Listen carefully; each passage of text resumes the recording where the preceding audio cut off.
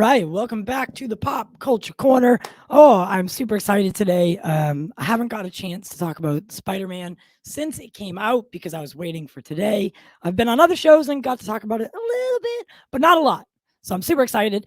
Before we get into everything today, I want to say thank you to Showcase Cinemas for allowing me to see the film early. You guys are, it was my childhood theater. If you were to tell me that, a long time ago I would be working with them or alongside them today with my own, movie podcast where I could talk to fun people, I would have told you you're crazy. So just huge shout out to them and the safety that they've ensured for their guests. We do need to support our local theaters, especially not just for big budget films like Spider-Man or the Avengers, but for the smaller movies too. That's, the theater doesn't just show Marvel and DC, and they they have a plethora of things out there. So definitely get out, support your local theater if it is safe to do so for yourself, and you feel comfortable. Buy some popcorn, show some support. Before we get into today, also you can show support for us by liking this video, sharing it across social media, and just giving us your general thoughts, engaging. And if you'd like to support further than that, join our membership, send a super chat. All that is great and goes back into the show. So today I'm here with Marvel Studios editor Jeffrey Ford, and we got to talk to him a while back when we were really new. I was still doing things from like my couch. What a train wreck that was. But today we have him back, and luckily he agreed to do it again. I'm surprised. But Jeff, what's going on, man? Hey, how are you? Doing? Good to see you again. Oh, good to see you as well. Man, during I was telling you back there that during the show, during Spider-Man, I couldn't help but think about our conversations and what it must have taken to put that film out the way it was and have it be perceived the way. When you were working on it, did you say this was going to be a $500 million movie in 3 days? No, I mean we started production on this during COVID. I mean, this went into production in I think November of 2020.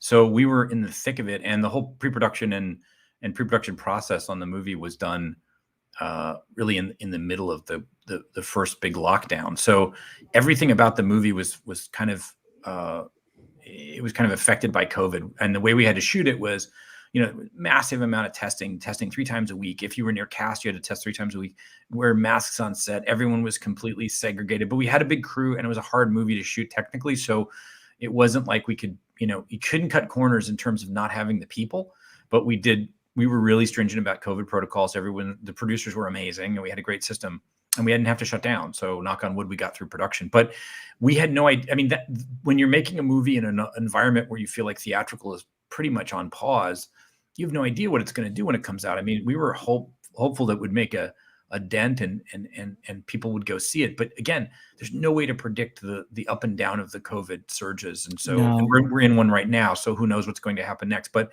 for now, the film got out and people have really responded to it. And it's been great. I just, it is hard to know in these days what's going to happen. And that was the thing that I was going to be honest, what I was really worried about was the variant and was what it was going to do to people's mindsets going to the theater. Because Marvel's been pretty adamant about not doing day and date releases. They've been pretty against it for the most part. We saw what happened with Black Widow. And, these movies, I know Warner Brothers is putting their films out like that, but you can't see these movies like that. Like just on your TV, It just doesn't do it justice. I couldn't imagine watching Spider-Man that way.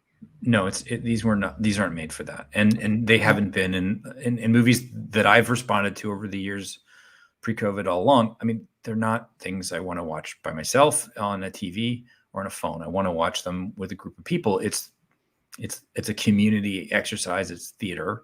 It's what we come together to listen to a story. And it's something we've been doing since we sat around a fire. Exactly. So it really is, I think it's not the same experience. Now with, the way things are going today, you just have to be careful. Obviously we don't want people to get sick and obviously these lockdowns and things have been super necessary.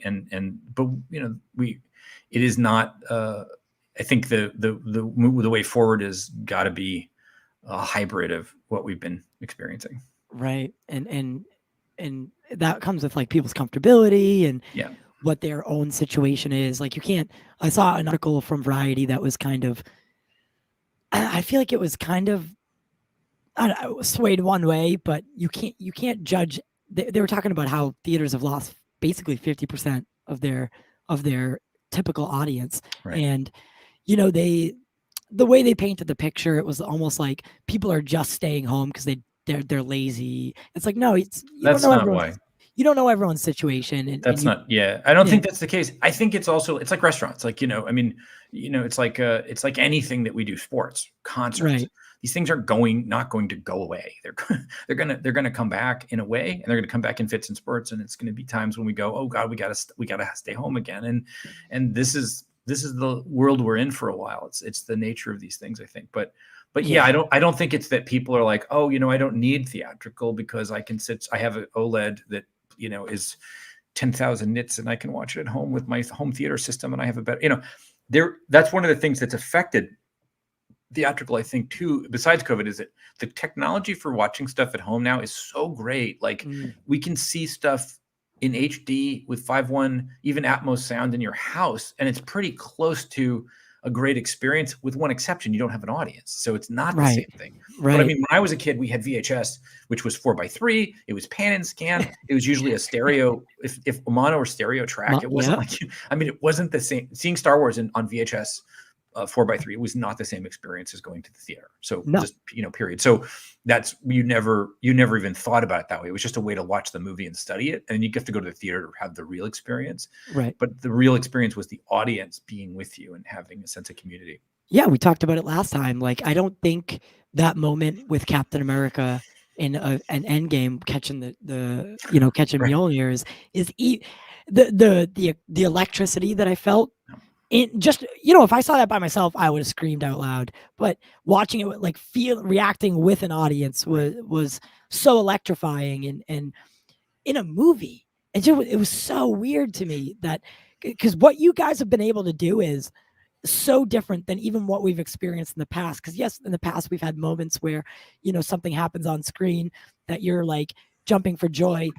But nothing like I've seen as of recently with these Marvel films, and you know, subsequently these other cinematic universes that have come out of the woodwork. So you guys are doing something that's historical in my eyes. You've changed the way that we want to perceive cinema. There's something about a soul, like a Joker, you know, the Joker, right, with Joaquin Phoenix, right? How it doesn't connect. Right, that movie was still great, but I think people thought it was missing something. They were asking, "Oh, isn't this not connected to this? Is it not connected?" They were still asking those questions. So you guys have changed how we perceive and how we enjoy film, and truly a testament to Kevin Feige. The guy is a genius. Yeah, he's amazing, and I do think that, you know, doing this sort of comic-like serialized storytelling across multiple titles, and, you know, having people come and go, that is something that he sort of used. The technique was in the comic books, but no one thought it could play like this theatrically and across television, across media. And that's a pretty exciting thing to do. But I think I think these movies are great for that, but there's also, you know, there's still a place for everything. I mean, I really, like, for instance, I don't think you can experience a horror movie the same way at home, because you have control of the sound and you control the image.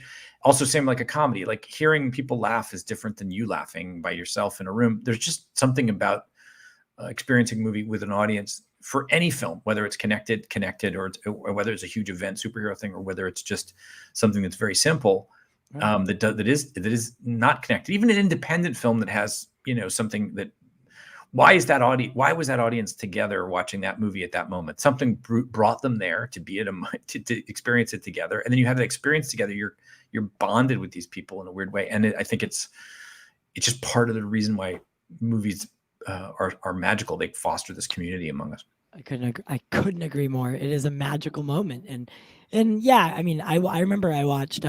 Sadly, I can admit this. Sadly, I watched Dune on my TV first.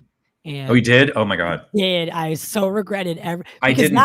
that movie is, you could literally hold them up that this is the best comparison I can make personally was Dune. I watched it on my TV. Yeah, it was a good movie, but then when there's a difference between watching. Did you see it in the theater? Yes, and then I watched it in the theater and I experienced it. Yeah, I like that movie a lot. I thought that movie was really great, and I saw it first as both my sons wanted to go on different days. I'm like, I'll go with you, and I went one day. I saw 2D DCP, and then I saw the IMAX the next day. Oh my God. Both experiences were really immersive and amazing, and I really felt like I'm so glad I did that. I really like that movie a lot. I thought the soundtrack in particular was pretty stunning. Right. So for anyone, it is a Monday night, and I was, I didn't anticipate it. But for anyone who doesn't know, could you maybe I forgot to do this in the beginning. Could you give a little bit of a background? Like, how did you get into movies? I know we answered this in the first time you were here, but how did you, get into the process of filmmaking? What was your story? Well, I started making Spider-Man movies when I was about 9, but I was using a Super 8 camera. My mom made a costume for my friend across the street, and we basically made a bunch of Spider-Man movies, literally Spider-Man movies. They were probably better than the Japanese one. I don't know. Spider-Man. There was a TV series on ABC, and there was a TV series on ABC in '77 with Nicholas Hammond, Amazing Spider-Man, and it was not it wasn't a terrible show, but it wasn't as polished as the features obviously are these days. But they would do crazy stuff. They'd like hang him off a building, and they'd have a stuntman climbing up building. It would be a real thing. They didn't have CG back then. But anyway, I was inspired by that show, and I wanted to be a filmmaker. So I started imitating it by making Super 8 films, and they were always Spider-Man, or at least we branched out a little bit. But anyway, so I feel like I've been doing this since I was in the 4th grade. But anyway, I briefly toyed with the idea of being a journalist in high school. I really liked writing. I liked photography, and I liked putting things together. So I thought, journalism would be cool. And then it got close to senior year. I'm like, I'm just going to go for it. I'm going to go to film school. And I decided to, go to USC because that's where, George Lucas went, and he was a big influence and inspiration. So I applied. I got in as an undergrad, but I didn't get into the film school. I had to keep applying and pushing. And finally I did get in, and that really changed my life because I met a lot of great people there that I collaborated with over the years. And so getting into USC was a big deal because I didn't have any connections in the industry. I didn't know anyone. I didn't have any money. I didn't have any connections with super agents or anything like that. It was really you didn't have political gain. No. As some would say. We were actually just talking about that the other night, and how it seems like you do have to know somebody to get there. Yeah. But, well, you kind of do and you kind of don't. I mean, I didn't know at the time. It seemed like you did, but I didn't know anyone. And then you meet people though who are collaborators with you, and everybody kind of works together to find their way in. And as people find their way in, they bring you along because they like you, you work with you. You learn to collaborate with people, and they want you on their team. So I met a filmmaker there named James Gray, who's gone on to become a pretty fantastic filmmaker. He's made some of the best movies the last few years. I think he's a remarkably talented guy. And he hired me on his first feature. There's a movie called Little Odessa with Tim Roth. And I was an assistant editor on that film. And then a few years later, I edited his second film called The Yards, which was a movie with Mark Wahlberg and Joaquin Phoenix. And that was a Miramax film. And that was my first editing movie. I had been assisting all along, but he was the one who really gave me the break. So I really owe a lot of it to him because he was a friend of mine from school, but he brought me with him on the beginning of his career. Right. And that allowed me to meet a lot of people. And so on the Yards he directed. It was written by James and Matt Reeves, who's directing the Batman movie. God, yeah. So Matt's a good friend. And we met, we worked together on that.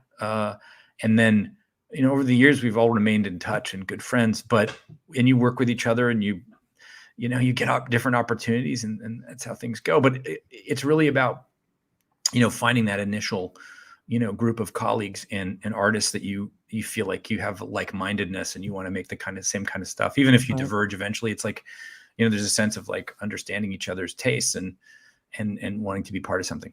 Would you have taken the job to edit the Batman? Oh, of course, in a second. Right? Matt is one of my favorite filmmakers, actually. I mean, he's a friend. I've known him for many years. And I don't know if you've seen, I'm sure you've seen the Planet of the Apes films. I mean, of course, yeah. I mean, he's made those movies are incredible. I mean, Incredible. like forget about what genre they are. Like Mm-hmm. on any level, those movies are stunning. They're emotional. They're incredibly well acted. The visual technology, the use of the technology to make the visuals is utterly controlled. I mean, he is a brilliant filmmaker on every level. I work with him in a second. We haven't ever sunk up, but I'd love to work with him. He doesn't. There we go. The Batman 2. That's on you, well, man. He's finishing the first one now, so we'll see what happens. I don't know if they're. I mean, it sounds amazing, and I know that he will. I mean, if you're a fan of that character, you can. It could not be in better hands than Matt. I couldn't have said it better. Just the way that when they announced that, it was kind of disappointing because the way the dominoes fell, where it was originally with Ben directing and starring, and then it kind of fell a little bit. That fell apart, and then they announced Matt Reeves' Batman, and then we still thought Ben was going to play the character, and then it was announced not, Robert Pattinson. Well, then we didn't know for a long time who was going to be in the lead role. Then they announced Robert, and it was taken very, very separately by two opposite fan bases. At least in my eyes, there's the Snyder DC fan base, and then there's the non-Snyder DC fan base. Right. So I think it's becoming, the more and more we see of Robert and Matt Reeves' take on the character, which is definitely more noir, detective. It reminds me of Seven a little bit. The feel of it, and I'm excited to see where he goes with it. Truly, and yeah, man, I would love for you to do the Batman too, because then I can have you back again for DC. Contrary to popular belief, does Marvel actually not let people? Because I think a lot of people think that you can't work with both companies. No, I mean you can work with whoever you want. There's no it's not like that. You're verboten and you'll be excommunicated if you. It's not in your contract. No working with Warner Brothers. I don't. I mean, I've only worked with Marvel consecutively out of desire to do so. I have, not that I can. I mean, I've done other stuff in between here and there, but for the most part, I've worked with them only because the projects are great and it's an opportunity to work with directors and actors that I really want to work with. And I like the genre. I don't have a problem doing it because I really love it. So it's easy for me to go to work in the morning. And if I went over and did it, James Gunn did a DC project and he's back. Exactly. There's nothing like that. Kevin is, Kevin, who is the conscience of that company, is a comic book fan and a science fiction fantasy movie fan. He loves all that stuff just the way we do. I mean, you and I can say, I can't wait for Batman. I can't wait for Spiderman. I'm excited about each of those things coming out, and I'm all hopeful. And I'm just as disappointed as you are when they're not good sometimes. Right. So, something comes out and it's like, I don't know. Then I have the same, I don't feel like, oh, good, they didn't do it. They blew it. And when it's good, I'm like, oh, good. That's good for everybody because it's another cool, piece of work that fits. It's part of the genre. So Marvel is not like that. You can work for anybody. Yeah, it was more of a. Well, thank you for clearing that up. Definitely more of a. I think it's a honestly, the Marvel versus DC thing comes from us. It doesn't come from you guys. It does. I don't think. I think there's also, that's a hardcore fan thing. Like, there's a lot of people that just love movies. Like, I grew up loving movies. It wasn't like I was like, oh, no, I don't like any. I hate Warner Brothers. Yeah. Like, what does that mean? It doesn't make any sense.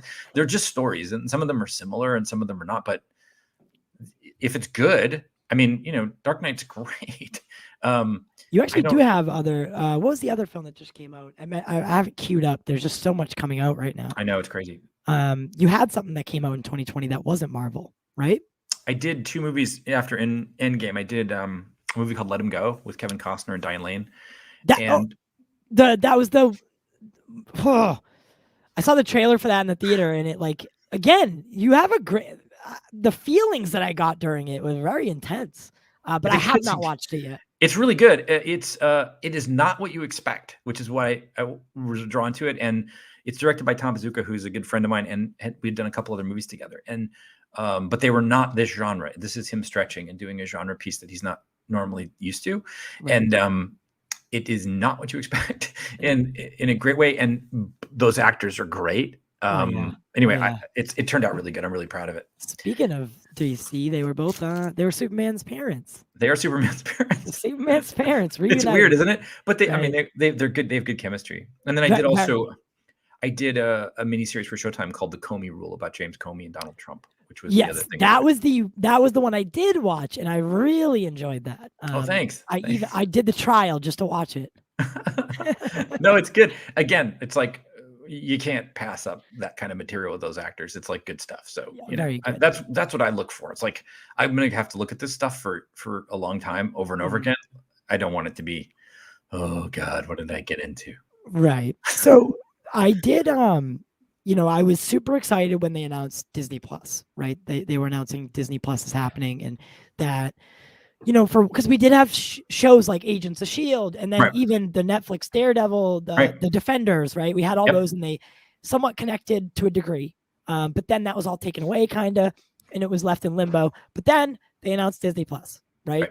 And we were getting what we finally wanted was a TV side that connected to the overall larger universe. That we started with WandaVision, and then it took over with Falcon and Winter Soldier, which I did love. And you worked on all the Captain America movies, so how was this transitioning to a smaller scale but with similar budgets and visual effects? And was there any differences in the process?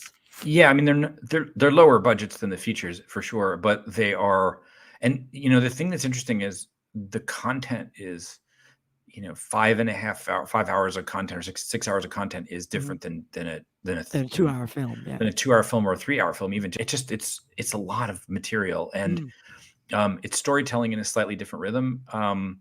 But the demands of it, the idea, the mandate for at least for Falcon Winter Soldier, and I'm sure for the other shows because that's how they've been done, is these are cinematic shows, meaning they're designed to be television shows that play on Disney Plus for home viewers for streaming, but they are made as if they are films, like just the language and the grammar and the approach to them, because they don't have, commercial breaks. They have, and they do have, it's a serial, so you have a break each episode, but they're really meant to feel cinematic. They're presented in widescreen.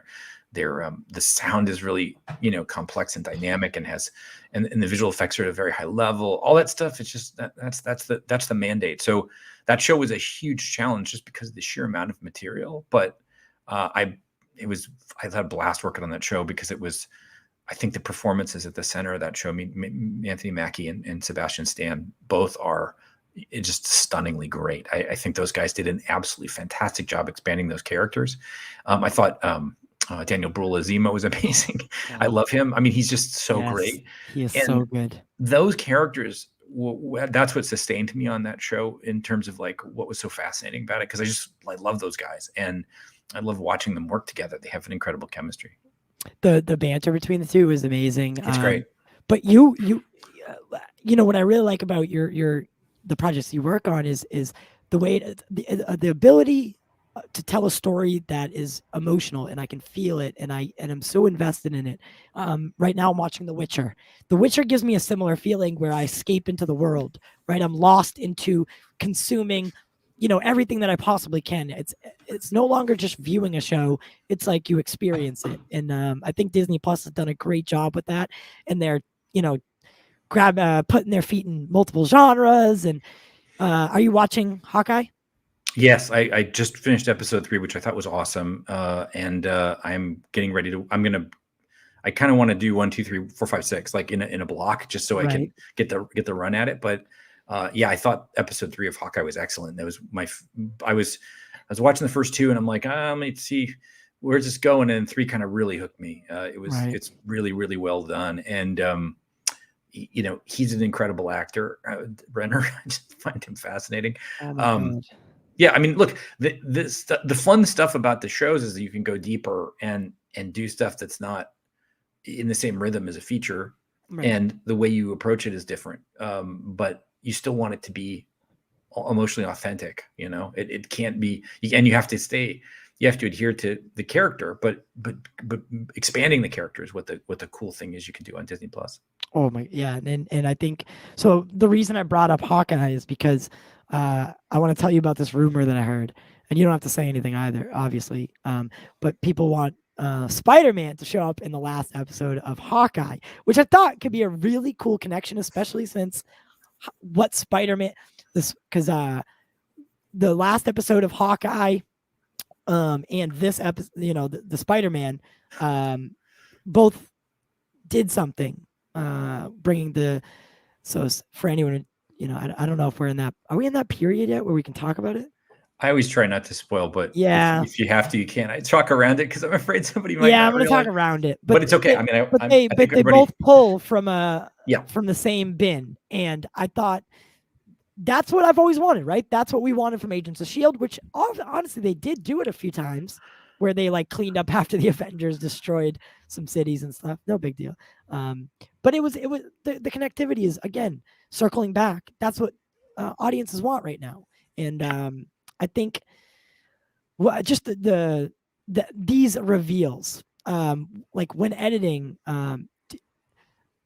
what's your process like? What's your process? Do you have any rituals that you do before starting a project like this? Because it does come with a lot of baggage. Well, I have two superstitions. Okay. I enjoy superstitions. Yeah, these are my two. I have a shirt that I wear for previews that I always wear for the preview. Okay. And it's like it just makes me feel better that I have this shirt on. It's just a blue shirt. It doesn't have any significance. It's just a blue shirt. I just have this shirt on and I wear it at the previews, and I just make sure it's ready and clean and ready to go. And then I wear it at the previews. And the other one is I don't cut my hair or shave my beard during the last push on the movie during the mix until the movie's delivered. So by the time the movie's about to be delivered, I look like Santa Claus. And it's crazy. And my hair looks crazy. And everyone looks like I look like I'm going to keel over. But I'm afraid if I get a haircut or I shave, it's just like, it's a superstition. So I don't. Right. And then a day after the movie's delivered, I know it's safe and it's complete and everything's good. I go get a haircut. So this is the cut down version.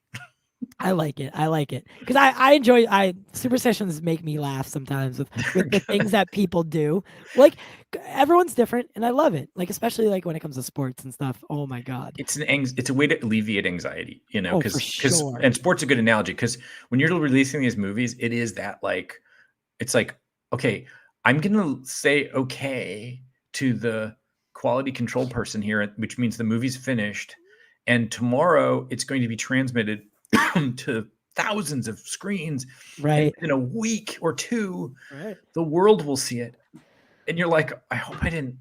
You wake up in the morning and go, oh my God, I hope Reel 3 follows Reel 2. Even though there's no chance it couldn't, but you know what I mean? It's terrifying. Right.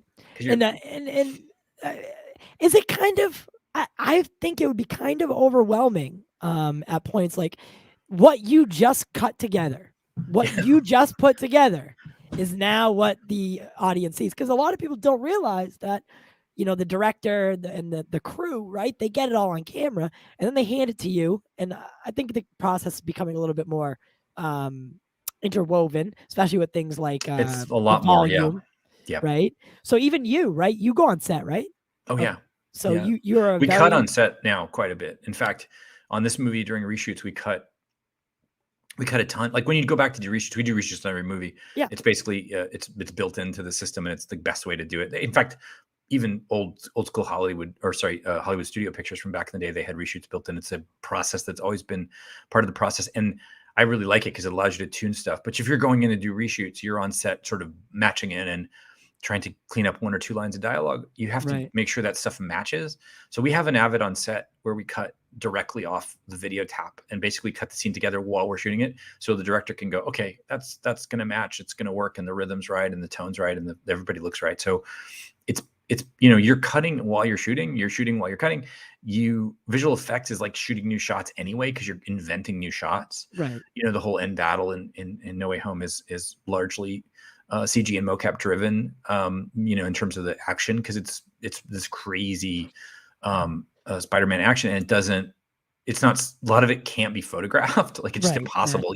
We photograph reference, or we do all the, everybody that's a character that is driving the mocap is performed by his or her person, Yep. actor. So it is still acting, but it has to be abstracted into the computer. Anyway, you're never not creating content / shots for the cut. Seems to be doing that right up to the very end. Exactly. And with Spider-Man, what I wrote this in the review as well, is it was really crazy, because this movie, I think people started to realize, like, oh no, this was an origin story this whole time. We just didn't know. It was just spread out over 3 films.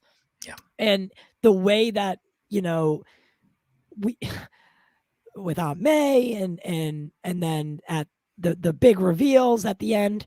I mean, how did that make you feel as a fan first? Like seeing that actually come to fruition, actually translate well to film, and you could give it the go ahead and put it out. Well, that was the thing that hooked me from initially to want to be on this project, because the director, John Watts, is great. He's a fantastic guy to work for. And he is fantastic. He's amazing. Fantastic Four. Yeah. Is his next. Yeah, no, he's fantastic. He's great. And I really liked working with him. But when I first started, I didn't know him well. I just heard, he would pitch the idea to Lee Folsom Boyd, who's my co-editor, and I, because we didn't have a script initially to work from, just like in the very early stages, they were still writing. And so he was trying to tell us what it was about, and what the story was. And he did. And we were both like, oh, okay. And for me, I was like, this is the thing that makes it special, is exactly what you just said. It's these moments. Well, it is the completion of an origin story, and in a way that's very complex, because you see him grow into the place where he is ready to take that on. And the exact moment is the worst time for him to possibly take it on. He takes it on and rises to the occasion. And it's profound, because this is coming at it from a new angle, but yet it's the same idea. It's a really mythic, basic kind of story, in the best sense. So anyway, that really attracted me to it. And also knowing Holland would act the hell out of this thing. Oh God, he's great. He's grown so much as an actor, and I just find him just fascinating as an actor. I think he's really, really fantastic. There's been people that love it, people that aren't super on board with it, but the way that you guys make his spider senses, right? The way you portray that and put it on screen is different than we've seen it before, but it feels similar. There's a moment in No Way Home where he kind of figures out, or he knows in his body, that something is wrong. Right. Something is wrong with something. How did you put that on film and then portray it the way it was seen? Because it truly, like, you felt that there was something wrong, that there was an anxiety about it almost. It began with a shot that Watts did on set, and it's an incredible shot. If you see the film again and pay attention there, you have to know to look for it, but basically it's almost an impossible shot. There's no trickery either. There's some visual effects, obviously, but not to stitch anything. Right. So Peter's working on something, and he stands up, and the camera, floats back with it, kind of tracks with him into the room, but then it separates from him and pulls back and reveals him surrounded by the villains in the room. And if you watch, it's almost like, how did the Steadicam operator, connect himself to Peter? And the way that it ended up working was, the camera was sort of, it was attached to Peter, was holding it as it came out, and then he let go, and the camera operator moves back. But as you watch it, there's a connection to the camera with him. So it was a brilliant piece of work by Watts and Holland together came up with the way to make this work. So that was an amazing shot. And then the next step was, well, we could score this. We have Michael Giacchino, who's one of the great film composers, period. Like, that's another thing we can get in. He did amazing. He's incredible. He's like a force of nature. I mean, that guy is just beyond talented. But anyway, we thought, okay, we could score this. Michael could score this, and we could have a really cool moment. But we have a lot of real estate here. How do we get into Peter's psychology, and how do we get the audience to feel what the Spidey sense really would feel like? Right. So what we did is we came up with a sort of a recipe for how to design the sound in there, so that as he's moving and the camera sees different villains behind him and around him, it makes certain like low frequency sounds, and his eyes as they move make a low frequency sound, and all of his movements and his experience are slightly scored by the sound design, and then the score starts to bubble up under that and take over for the moment when he realizes that it's who it is. So Right. just creating that psychological connection to the shot was the design for that, and I love that moment. I think it's really great, It and was so the good. sound team did a great job on that sequence too.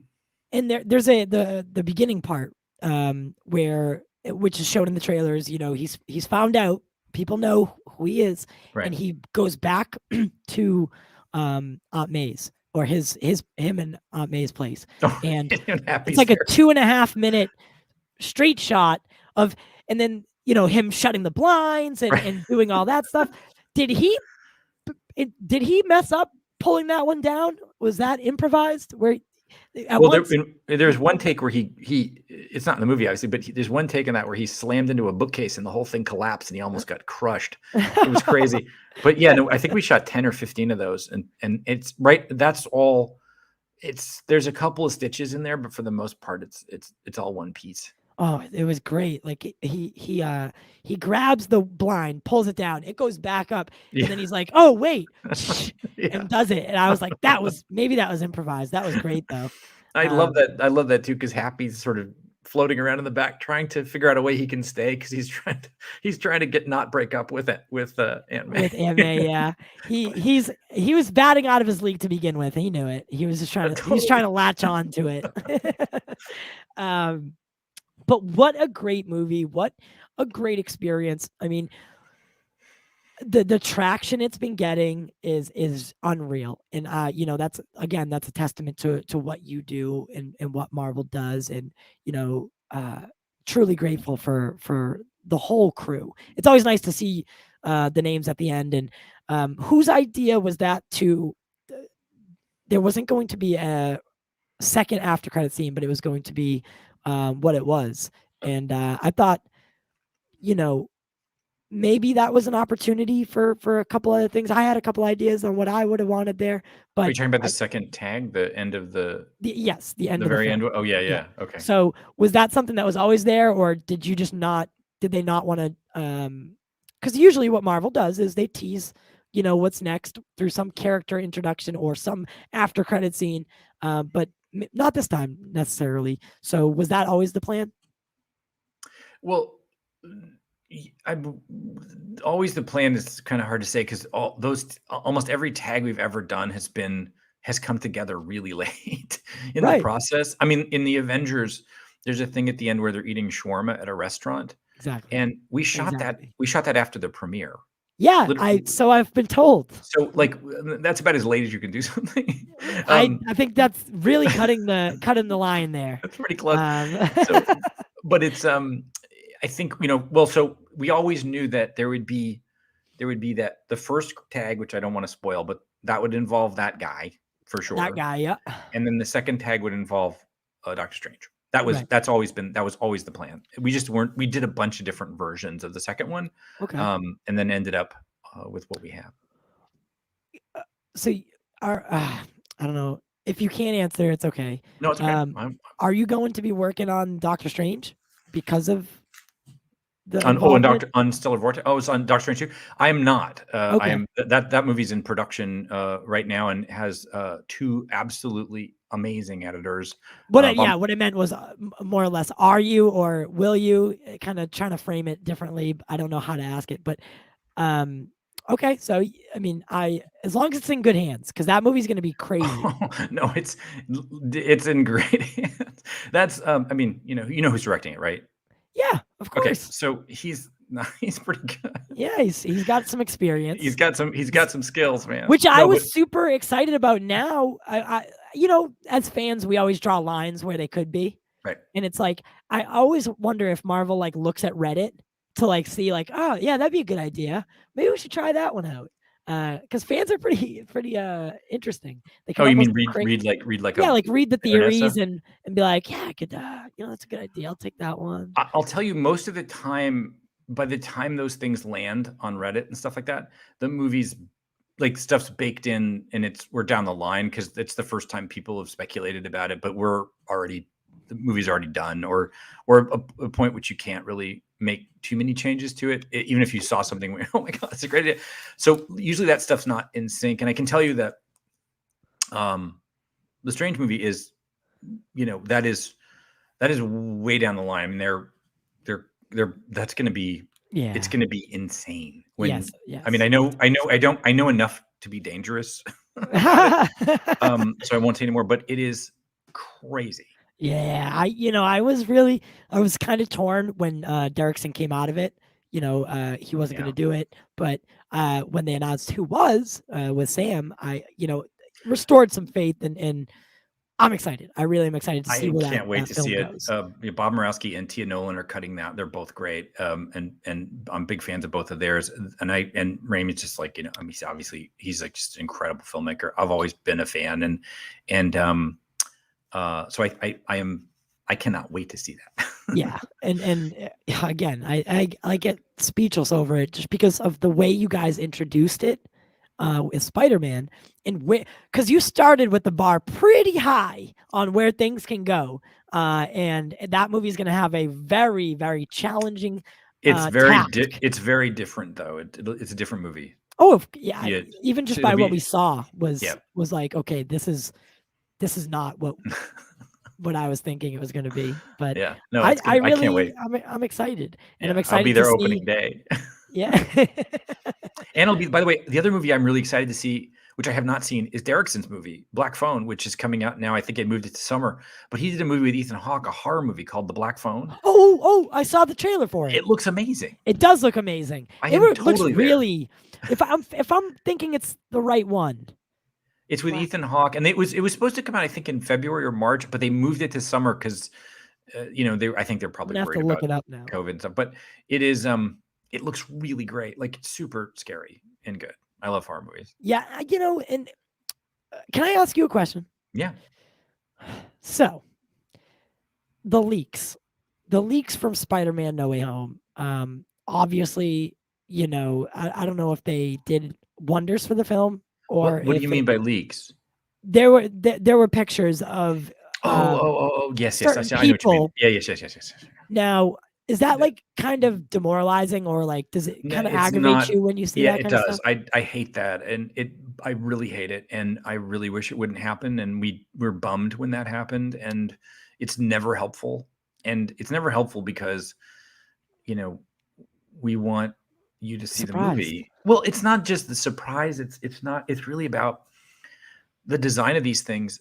Here's an analog. So when I was a kid and I went to see The Empire Strikes Back in 1980, my mind was blown because of the reveal at the end of that movie. There was no way that could have been spoiled in 1980 because there was no way to spoil it. So we can write me a letter and tell me that Luke Skywalker is Darth Vader's Luke Skywalker's father. I mean, and did I see it coming? I probably did in my subconscious, so it didn't feel like a gimmick, but I was like, oh my God. And I remember the feeling of that. It's the same as like, and then Return of the Jedi. They're gonna thaw him out, and what happens?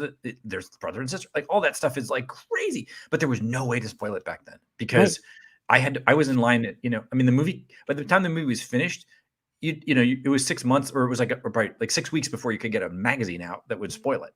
It wasn't like you could turn on the internet. I guess you could do it on TV, but nobody would broadcast it. You know what I'm saying? So nowadays, because you have that immediacy, it's like you have the chance. I remember, and when Endgame came out, there was a leak right before it came out, like of all the stuff at the very end. And it was on YouTube, and it was a really bummer. And it was like, oh, well, you know what? People aren't watching this stuff because they don't want to see it. And one of the things that does help you is the fans go, you know what? I don't want to look. I'm going to wait. But it does mean that, people need to see the film quickly if they want to not have it spoiled, because at a certain point you're going to be exposed to those revelations. That was the problem for a lot of people, was the fact that, and I wrote about this a little bit, about the advent of the internet and how much good it did or good it does.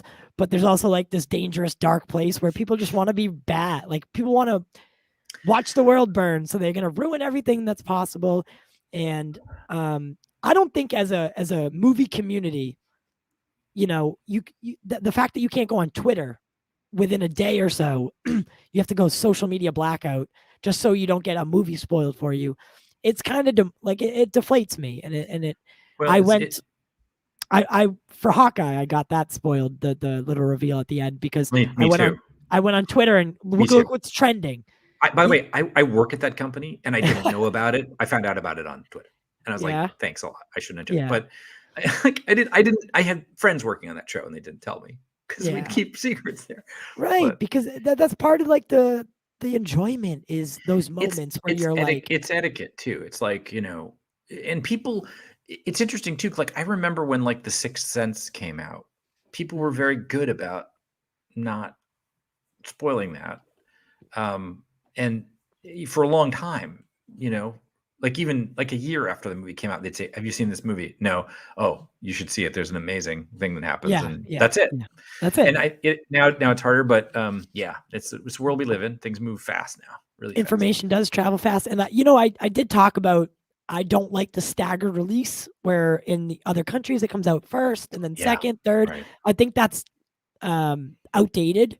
I think that's kind of like daylight savings time. It's not necessarily needed anymore because It of isn't the only thing that it is. I mean, yeah, the earlier releases in other markets is really confusing to me. I've always has been. There's probably some real reason for it, but one of my issues is sometimes it's about like holidays and when they have time, they get the maximum number of people to see the movie. But I do find it to be odd that you have to do that in this day and age, that you can't just do because obviously we have to deliver the movie for the earliest possible release. So it's not like there's, we have to, it's delivered no matter what. It's about pushing a button. exactly. and I mean, I kind of did want to, a little bit of geek out with you. Sure.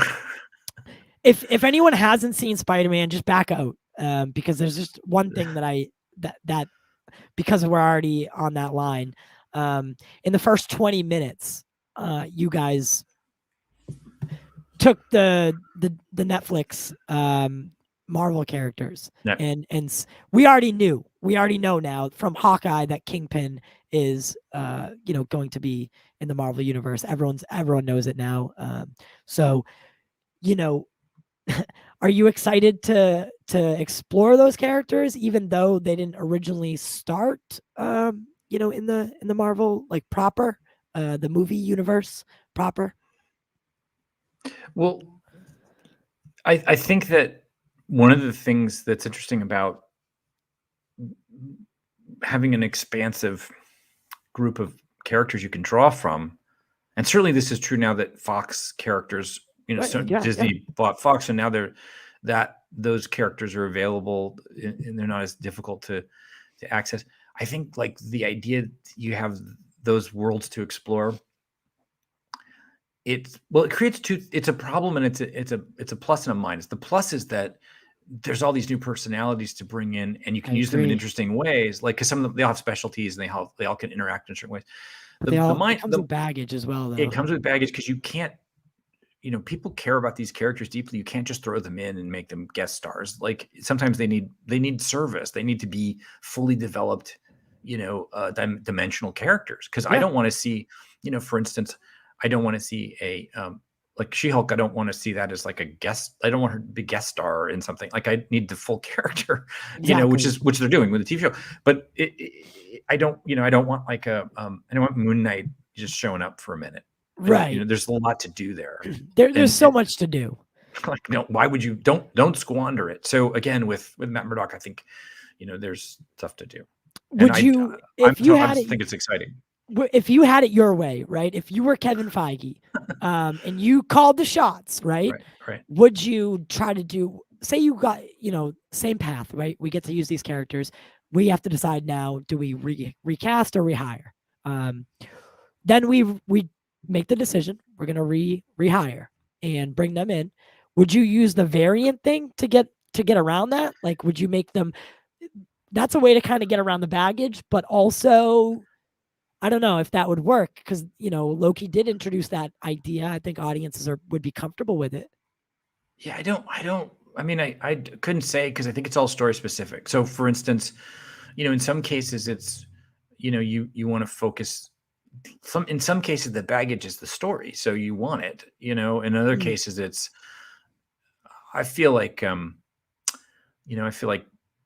what's interesting is when you can keep well, in No Way Home is a good example. You're using narratives from the past, but the baggage from those narratives is what's Yeah. giving you the story. Right. I mean, like, interestingly, like, look at Electro in the movie. Like, he's Oh, got a really interesting progression from where he came from and where he is, and it allows him to do a new thing, and it also allows us to comment on it in an interesting way. So I feel like I think a lot of people thought that he was going to be a variant because of his color, but the way right, you guys told that was very. I thought it was very good the way you showed it, because yeah, he was the Amazing Spider-Man one. yeah. He just Lizard calls him out. Yeah, Lizard calls it out. Like, it's that. By the way, when they are all locked up together, some of the best comedy I've ever seen They're in it. funny. It was amazing, amazing. Yeah. Um, So it's funny to see them have to compare notes about their wait, various situations. which universe are you from? It's like, Be careful where you fall. yeah. Uh, but what you guys were able to do is was truly remarkable. It felt like an Avengers movie, honestly. Yeah, I mean, well, look, I'm gonna give. I hate to be this guy, but I have to say, we would have been doomed if we didn't have Watts. I mean, he is like, he is so good at. He's cool under pressure, figures it out, and understands those characters really deeply. So you're not like Mm, going, "What are we doing?" There's a leadership thing there, and he's fantastic, and he guided this thing like completely. I mean, it- I was happy to step up and do what I do, but Lee Folsom Boyd, who's my co-editor, she was amazing as well on the movie. But John's the guy that kept us from falling apart. yeah. And like, he held it all together when we're like, is this gonna work? And he's Right. like, yeah, it's fine. Right. Don't worry about it. And it was good because he'd go, then every once in a while he'd go, is this gonna work? We go, don't worry about it. Right. Right. You told us it would, and it's gonna, and he had the courage of his convictions to hold it, like, not let it fragment. Because there's so many times when you go, oh, it'd be easier if we did this. It's like, yes, it would be easier, but it would not be as good, and we cannot do that because we must do the hard thing so that the fans and the audience feel a sense of authenticity. That's the beautifully put. Really is beautifully put. Because again, and I try to tell this to a lot of people, or I try to reinforce this on the show at least is, at the end of the day, yes, it is a money making business to make films, but they're also not doing it just to make the movies, and they're doing it for us. And some people complain about fan service or nostalgia grabbing, but there is nothing like the feelings I experienced during this film, Avengers Endgame, Captain America Civil War. I mean, I could go down the list. You have probably edited 6 out of my top 10 films. Wow, thank you. That's amazing. It's truly a spectacle what you guys have been able to do, and I truly respect the motivations and what you have to do, what you're signing up for, right? Because you're watching all this stuff. I don't know how you don't really have social media, so right? You don't have Twitter, so it's not as pertinent to you. But I couldn't imagine knowing all the gold eggs and having to like hide it and not tell people, and like know that wait till you see this movie, it's gonna knock your socks off, and you're gonna go for a ride. So Well, part of it though is like, again, that surprise is part of the experience, and also once it's out there in the world, it has to function as part of the story. Like, I'm hoping that people, when you go see this film a second time or you catch it later when it's in streaming, that it still functions as an enjoyable thing, and it's not like the buzz isn't worn off of the surprise. Because we make these movies also. I mean, this movie, we showed this film to someone in one of our preview audiences who had never seen a Spider-Man movie. And she had never seen any of them. She was recruited as part of the audience, but she right. had not someone who could follow any of this stuff from. And this is the third of a trilogy, in essence, the Homecoming Yeah. trilogy. Yeah. And she loved it. She totally Really? related. She related to it. She understood it. She felt for the kids. She understood Peter's plight. It functioned for her as a movie. Huh. And I was like, I can't. That's so great that that's the case. And a couple of people have come up to me since the film's come out and said, or ventured that the movie was trackable in a way that was like, it didn't feel like they had to have this previous information. Mm. And I am blown away by that when you consider how this movie evolves in the second half. Because I think that in a weird way, again, tribute to Watts and the way he handled it, was these are people and they have problems and they explain them and they deal with them and they help each other. And Yeah. that's not something you don't have to see another movie to understand what it means to say to someone, I don't want you to go through what I went through. Or, the compassion and the idea of like empathy and helping people and doing the right thing to help people, even when you don't think you may think they don't deserve a second chance, but is that for you to decide? That sort of feeling, those kind of thematic ideas, that's not something you have to see 4 other movies in order to understand, because we all are going through it now. Yeah, because with great response, I almost just butchered that. I almost just butchered it. There must also come. Yeah. Almost say it right. butchered it. I almost backwards it. Well, it's only right in one of them. This one. With great power comes great There must responsibility. also come. There must also come Thank you. Great responsibility. Yes, Sorry. that's the one. But that's literally from that moment, I had tears in my eyes till the end. And I was a big perpetuator of because I don't know if you know, but with WandaVision, the fans way overdid it. They way overdid it with the expectation level, right? They're like, oh my God, this is happening. This is happening. They built it into their mindset that this was happening. So when it didn't, the show wasn't as good. The show suffered. But WandaVision is an amazing experience. However, it didn't get the gravitas that the other ones did because people had these preconceived notions on what the show was going to be and what it was going to deliver on. And, you guys with Spider-Man delivered. Did you watch anything before this, like Into the Spider-Verse, to kind of? I love that movie. Did you watch it again just to get it in your mind? I don't know if I think I probably did because I just love it. I think good. that's one of my favorite Spider-Man movies of all time. I mean, it's so good, and that the acting and the style of the thing and that performance of that main character and everything about it is fantastic. I cannot wait for those sequels. The music, I mean, it's fantastic, and it's a different vibe. It's a totally different feeling from the live action stuff, but yet it's as emotional and complex as anything else.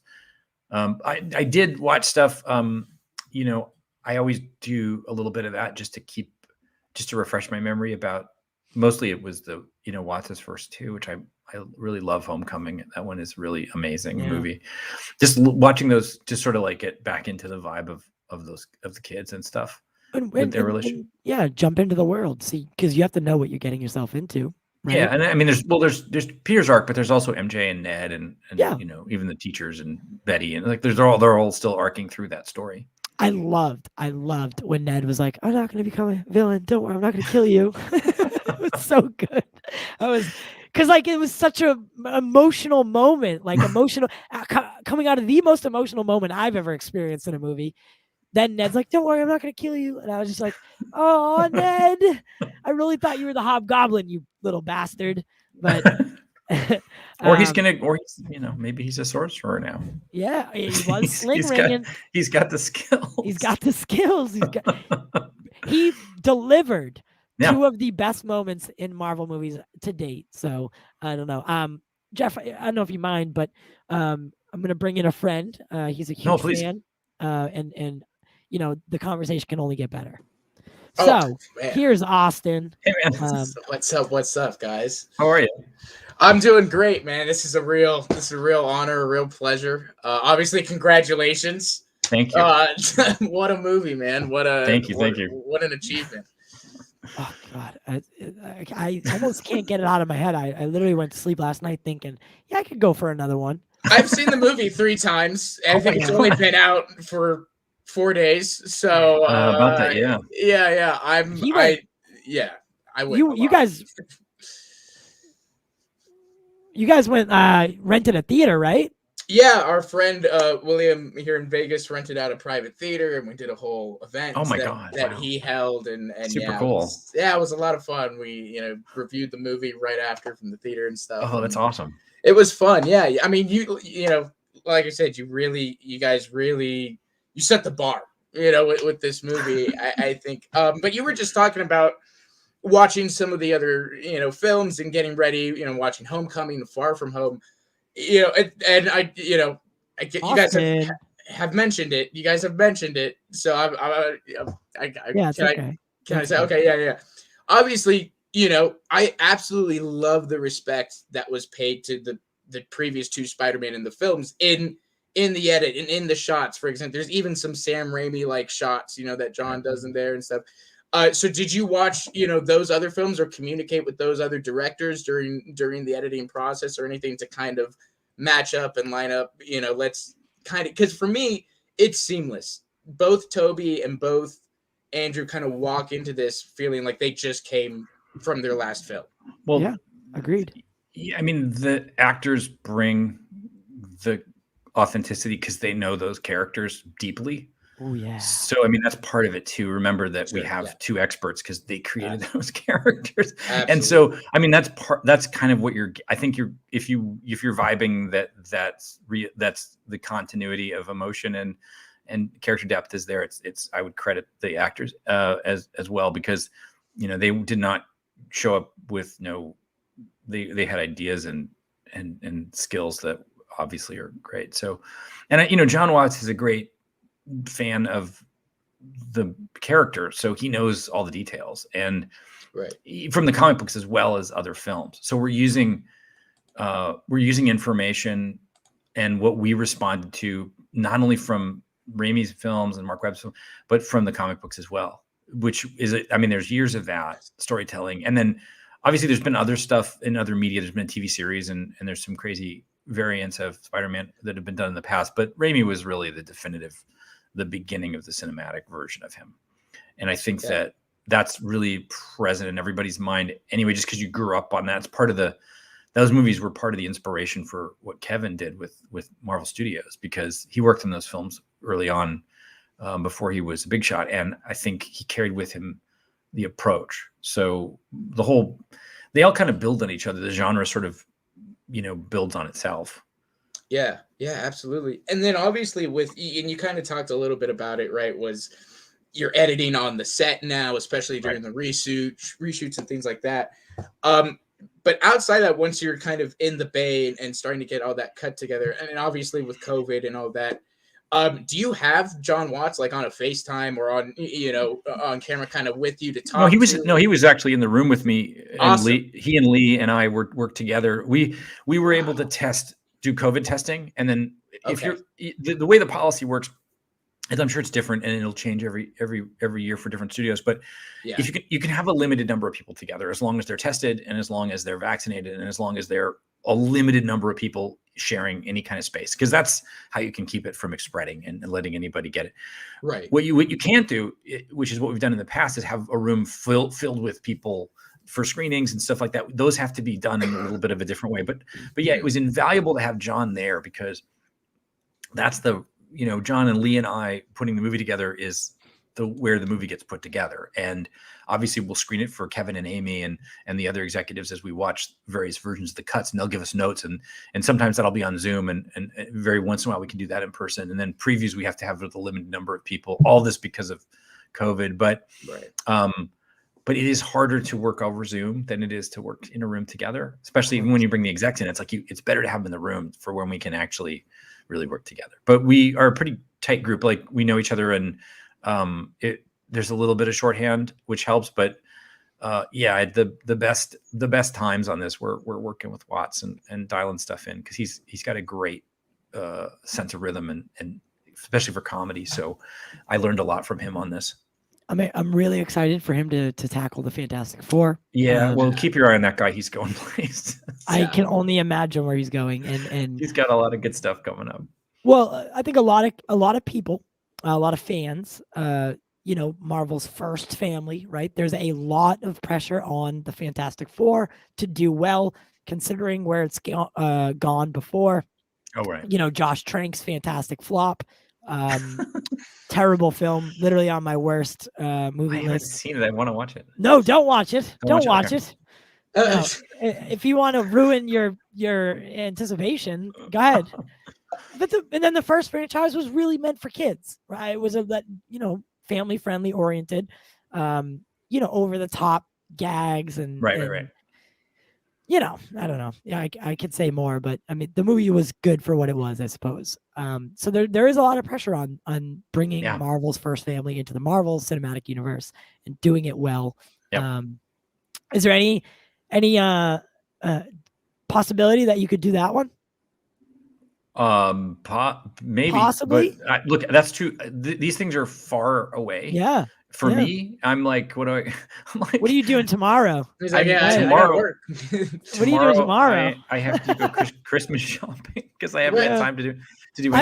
I always forget that you guys are people too, though. So I know. Well, I just finished this thing. Like, I mean, I'm telling you, I was Friday night, this Friday, so it's Monday, right? So Yes. Friday night at 9:00, I was finishing the video master for this movie. Oh my Mhm. god! So we were just finishing the video master on Friday night. Yeah. And you guys were already in the theater watching it, but we were still working on it. And How I'm does done that now. work? How does that work? Well, when you make these I mean, obviously there's multiple formats. There's I mean, I'll bore you with the numbers, but there's 2D, Right. then there's 3D, Mm-hmm.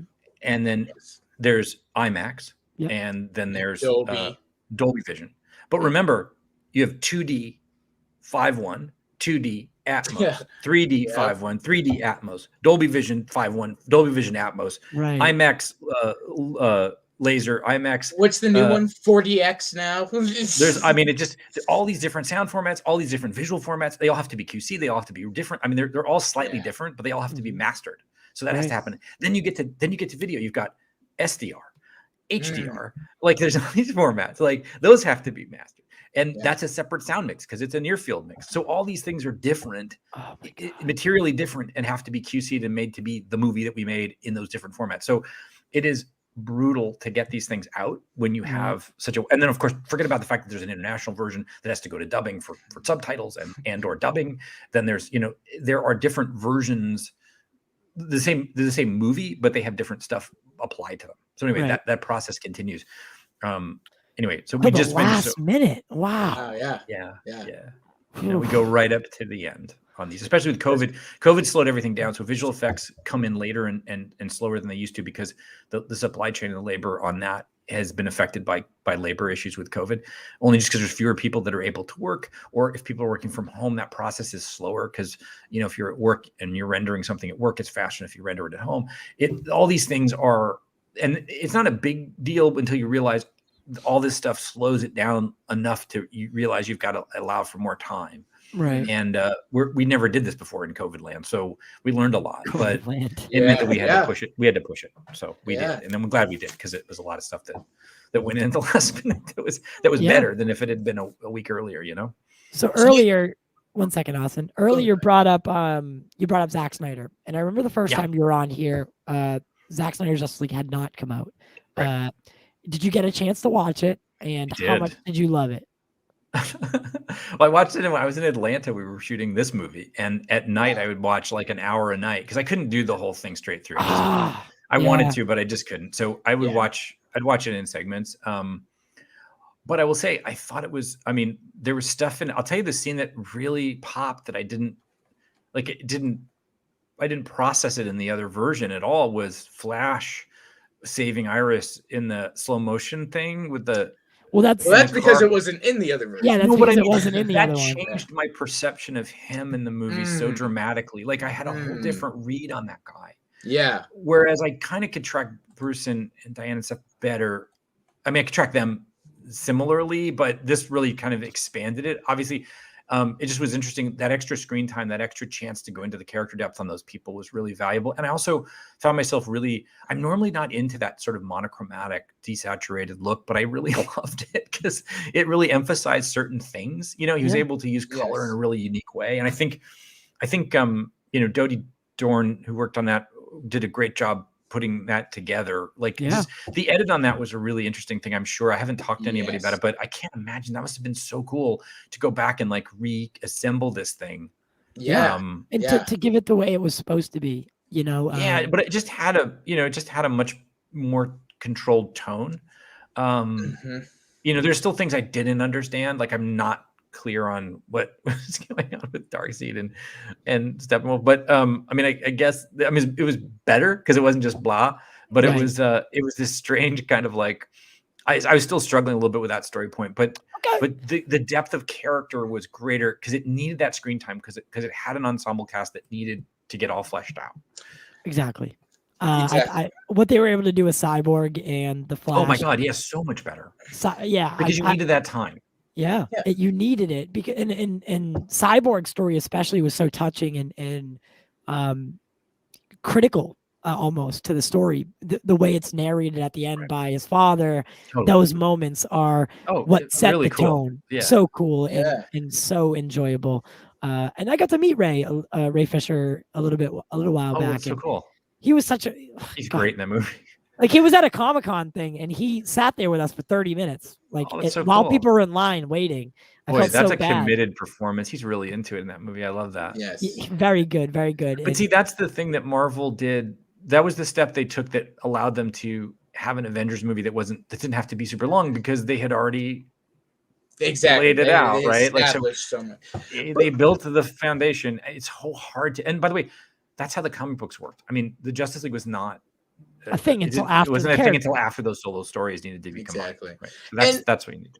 And you bring up a great thing with time too, right? You know, especially with the and kind of bringing it back to Spider-Man, there's a lot of characters in that movie, a lot, and I don't think I've ever seen, because each character had a full arc, whether it was like a little, like there was a full story told with each character and stuff. Yeah. What was the conversations like as far as time with this movie? I know it ends at 2.5 hours. I think for certain people, I love kind of longer stuff. I could have sat there another 30 minutes. Totally It's not happy. we wouldn't have had it. I mean, we didn't have another 30 minutes. I mean, that the movie is the movie. I think there's the opening sequence, which sort of ends. When I say opening sequence, the first reel, which ends at the donut shop when he looks up and sees the Doctor Strange ornament, Okay. that sequence was longer. We cut that down a fair amount. There's more stuff in there, and there's a fair amount in that section, but we didn't need it because we needed to get started, and once we got rolling. But once we got rolling, I'm trying to think if we cut anything out. There's very little that we cut. Wow. I was actually going to ask that. Very little. If the movie was never. I think the longest version of this movie was 240, and that was that was it. That was the end of production. Right, yeah, I mean by the way, we took stuff out and added more during reshoots. So if you if we put everything linearly together, but it wouldn't make any sense because it was replacement kind of things. But it was never a long movie. I mean, it was never meant to be long. Its length though is somewhat important in that it has as you know, later in the movie kind of begins another story that can't really begin until something happens. So at that point, it has to have time to let those characters breathe, or else you would be like, come on. So we had to let it breathe there. So that's where its length comes from. But I don't. It was never much. But I will say that it wasn't until the very end of the process where the movie started to sing in terms of rhythm and speed of us getting to where we needed to get to on time and not feeling like we were dragging. It took us to the very last few cuts that we've tested to get to that point. It was not because it's a perception thing more than it is actual time. It's you're kind of like, I get it and keep moving, but at the same time you're like, well, I need character here. I can't rush because I need that character thing because I don't want to end up with something where it's like, oh, who cares about Sandman? It's like, well, you got to care about Sandman because he's a character and he has a backstory and he's the whole thing. Yeah, you can't just rush through it. Exactly. That's his whole. I love the continuing motivations and things like that. You know, he's still just trying to get back to his daughter. He's saying all these different things. Yeah, I go. That's wow. But that's pretty shocking because you hear a lot, right? You know, I think even what is it with Dune? You hear Dune like the first cut was 6 hours, but you know it's like. But so that's interesting to hear. He's doing the first half of that story in that movie.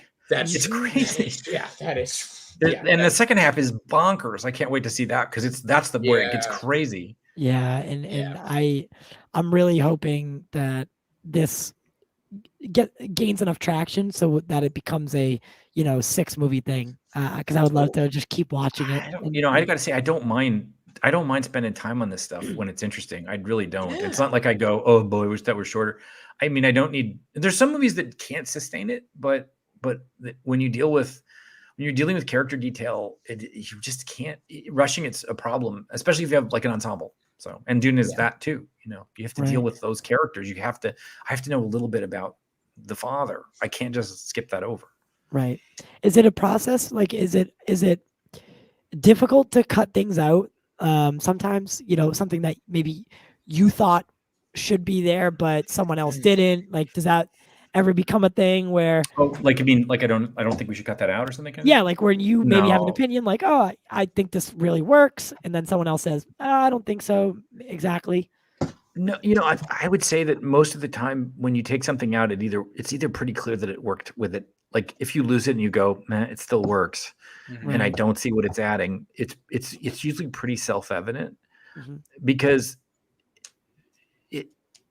yeah, I mean, you get to a point where it's just the movie just will accept things or it won't. Very rarely have I felt like it's very rare on any project I've ever worked on where I went, God, we shouldn't have taken that out. Really? Yeah, it's Okay. pretty rare because I usually will fight for that stuff if I feel it. There was, I'm trying to think of anything that we did in this movie that I felt that way. There's one really fun scene that we took out, but it was absolutely the right thing to do. Okay. And hopefully it'll come back in some form as a Some maybe deleted scene or something. deleted scene, yeah. I mean, there's always fun stuff. There's like a ton of fun stuff in this that we took out from the beginning, but when you see it, you'll see why. And I think some of it's it just you can't argue it. It's like, Yeah, okay, that's better without it. There's two stories that I because last time we didn't have as much, we didn't. Last time you were here, it was a little bit more lackadaisical, but you did tell a really fun story about. So there was the two stories that I really enjoyed. About the first one, how many cuts it actually took to get to the Thor, when he's kind of happy or sad or mad when Cap picks up the shield, not the shield, when he picks up the hammer. Right. How many scenes that took to, like, how many of you shot and then had to go through and pick the right one, and then obviously the end with I am Iron Man. I thought that was, that's a really fun story to hear. So you want me to tell those again? You can pick one. I think I think because I think a lot of people don't realize that the I am Iron Man wasn't in there originally. It was something you guys did in reshoot. I mean, yeah, and Joe credits me with that, which I mean, I probably said the idea, but again, these movies are made as collectives, so it's like I feel like it's so weird to like go, yeah, that was my idea. We all have the idea at the same time, and we're all having the ideas constantly, and that came out of the fact that we didn't have a closing line for Thanos at the end of the scene, and we needed him to say something. And I remembered he had said, "I am inevitable" 2 times prior in the movie, as a way to sort of gin himself up to feel strong enough to do what he needed to do, and as a taunt to the Avengers. And so I thought this is a perfect chance for him to say, "I am inevitable," and Tony needs to answer. And what is the inevitable answer to that? Well, you're inevitable, but I am Iron Man. Boom. And that felt like, okay, that's a close that really works, and it rhymes with something that Thanos had done earlier in the film. So that couplet like kind of evolved over the idea of like, oh, here's a pattern that's evolving, and it could end with this moment, because we had no end line for Tony. I mean, we shot a bunch of different things for him, including some that had obscenities and things. But the ultimate ending for him needed to be his declaration of who he had become, which is where he arrived, and that was his sacrifice. So it felt right, and I had directors who were confident enough to take notes and ideas from everyone, so we were all contributing to that idea. It was an honor to be able to contribute something like that, and I love that moment. I loved it. I love it. So, and when the reason I asked you to do it, tell the story, is that when I thought about how that would have ended had he not said it, it would have been a kind of abrupt, Avengers win. So without that line, that really does change how you feel at the end of the film. It doesn't. It also closes. It gives him an arc the door, yeah. Well, the first time he says it at the end of his film is almost like it's a boast, or it's like a crazy. It's like a crazy way to take control of the situation. But by the time he says it at the end of Endgame, it's a statement of fact. There's no spin on it. He's now arrived at that. That is his identity, and it's his destiny, and he's going to execute and save everybody by being who he's going to be. And I just like the idea that he resisted he resisted that a little bit, especially in Iron Man 3. He wants to destroy the suits and separate. And I think it's like he finally became at peace with that identity. Right. And there was a really, it was an emotional ending to such a, how do you end a saga, right? It becomes that question because you built this large, expansive world that's not ending, but it's also, this chapter is now closed and we're going to be moving on, right? Exactly. So how do you end it but not end it? And it was a very, very beautiful ending in that, with that saga, the Infinity, saga. And you guys, I think this film does similar thing. As the close of a trilogy, it's John's trilogy. Well, it wasn't just a close of a trilogy. It was a love letter to 20 years of Spider-Man. It was beautiful. For Holland's character, it's the end of his childhood, and he's growing up. Exactly, and that's probably one of the biggest accomplishments, I think, of this movie, is that you guys did bring in the other villains and the other Spider-Man and all of that. And at the end of it, for me, it was still 100% Tom's movie. I'm glad to hear you say that. Yeah. Even though all of these guys are in there, the growth and the performance and everything that comes from Tom, he's the focus. He's the one that, even with all the things that's going on, you're focused on what's happening with him and his story. And that's such an achievement with all the characters you guys put in there. I think that's incredible to do. Oh, well, thanks. I'm really happy to hear you say that, because that was always the mission statement, was to keep it centered on him. And I think we had to. And I did make a big deal of that before the movie came out, that it, because a lot of people had these ideas like, oh, they're going to be in it, they're not going to be in it. And I said, it doesn't matter whether they are or not. At the end of the day, it still needs to be a Tom Holland Spider-Man film. No matter what they do, it always has to come back to that. Well, you always want to tell a story. It's not just, they're not a collection of scenes. There's a story that must be told. And if something doesn't serve that story, you can't include it. That's the nature of editing or rewriting, or, you have to be able to, to stick to your guns and this is the story that we're telling. Exactly. And was it a challenge? Because we don't actually, with Spider-Man, right? There's the whole deal with Sony, and I know that they're planning more. I mean, Kevin Feige, kind of confirmed that they're going to be working on a Spider-Man 4, but did you have to end it in a way that, like, there is a kind of cliffhanger feel to it where it could go either way, just because of the deal that Marvel made with Sony? We've never. I mean, I've never ended anything. We've never considered that stuff. At all. The only one I would say is close to that is Winter Soldier has a cliffhanger that is meant to launch you into a next chapter, because it ends with. I love ending that movie with the line, "Where do we start?" which is the end of the movie, which is a great ending. And it's the kind of, but it was meant to be more of like a, an ambiguous ending than a continuation. And then, of course, the audience will know there's another movie coming. So that was the only one where I think we're definitely saying we're biting this off, and it's not going to have this complete, like, it's never at least for me. I mean, maybe it is for people that I don't know about, but I've never felt compelled to end something to push you into the next story. The tags sometimes do that, but that's their nature. So yeah, of course, naturally, it literally is their nature. I would say both this film and Far From Home do a pretty good job of telling a complete, kind of closed out.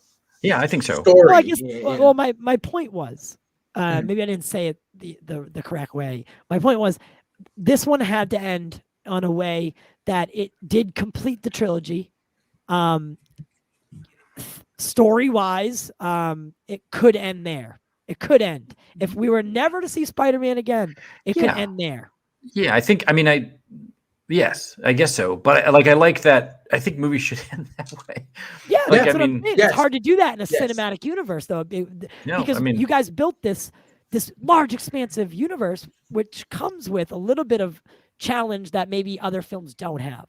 No, for Right? sure, for sure. Yeah, but I do think the idea is that, you know, whatever you're going to do, you want to have closure in the story. Like Infinity War is a good example. That movie has a complete ending, which even though it's continued, it ends with Thanos winning and happy about it. Right, And very so happy. he won. His movie's over. He won, and he won the movie, and he gets the ending, which is the whole way we approach that was like, well, this is Thanos' happy ending. Yeah, it could end here, and you know, that's it. He wins. He Bad did what he guy wanted wins. to do. Yeah. Yeah. Now we begin another story, but you don't want to be like, oh, to be continued.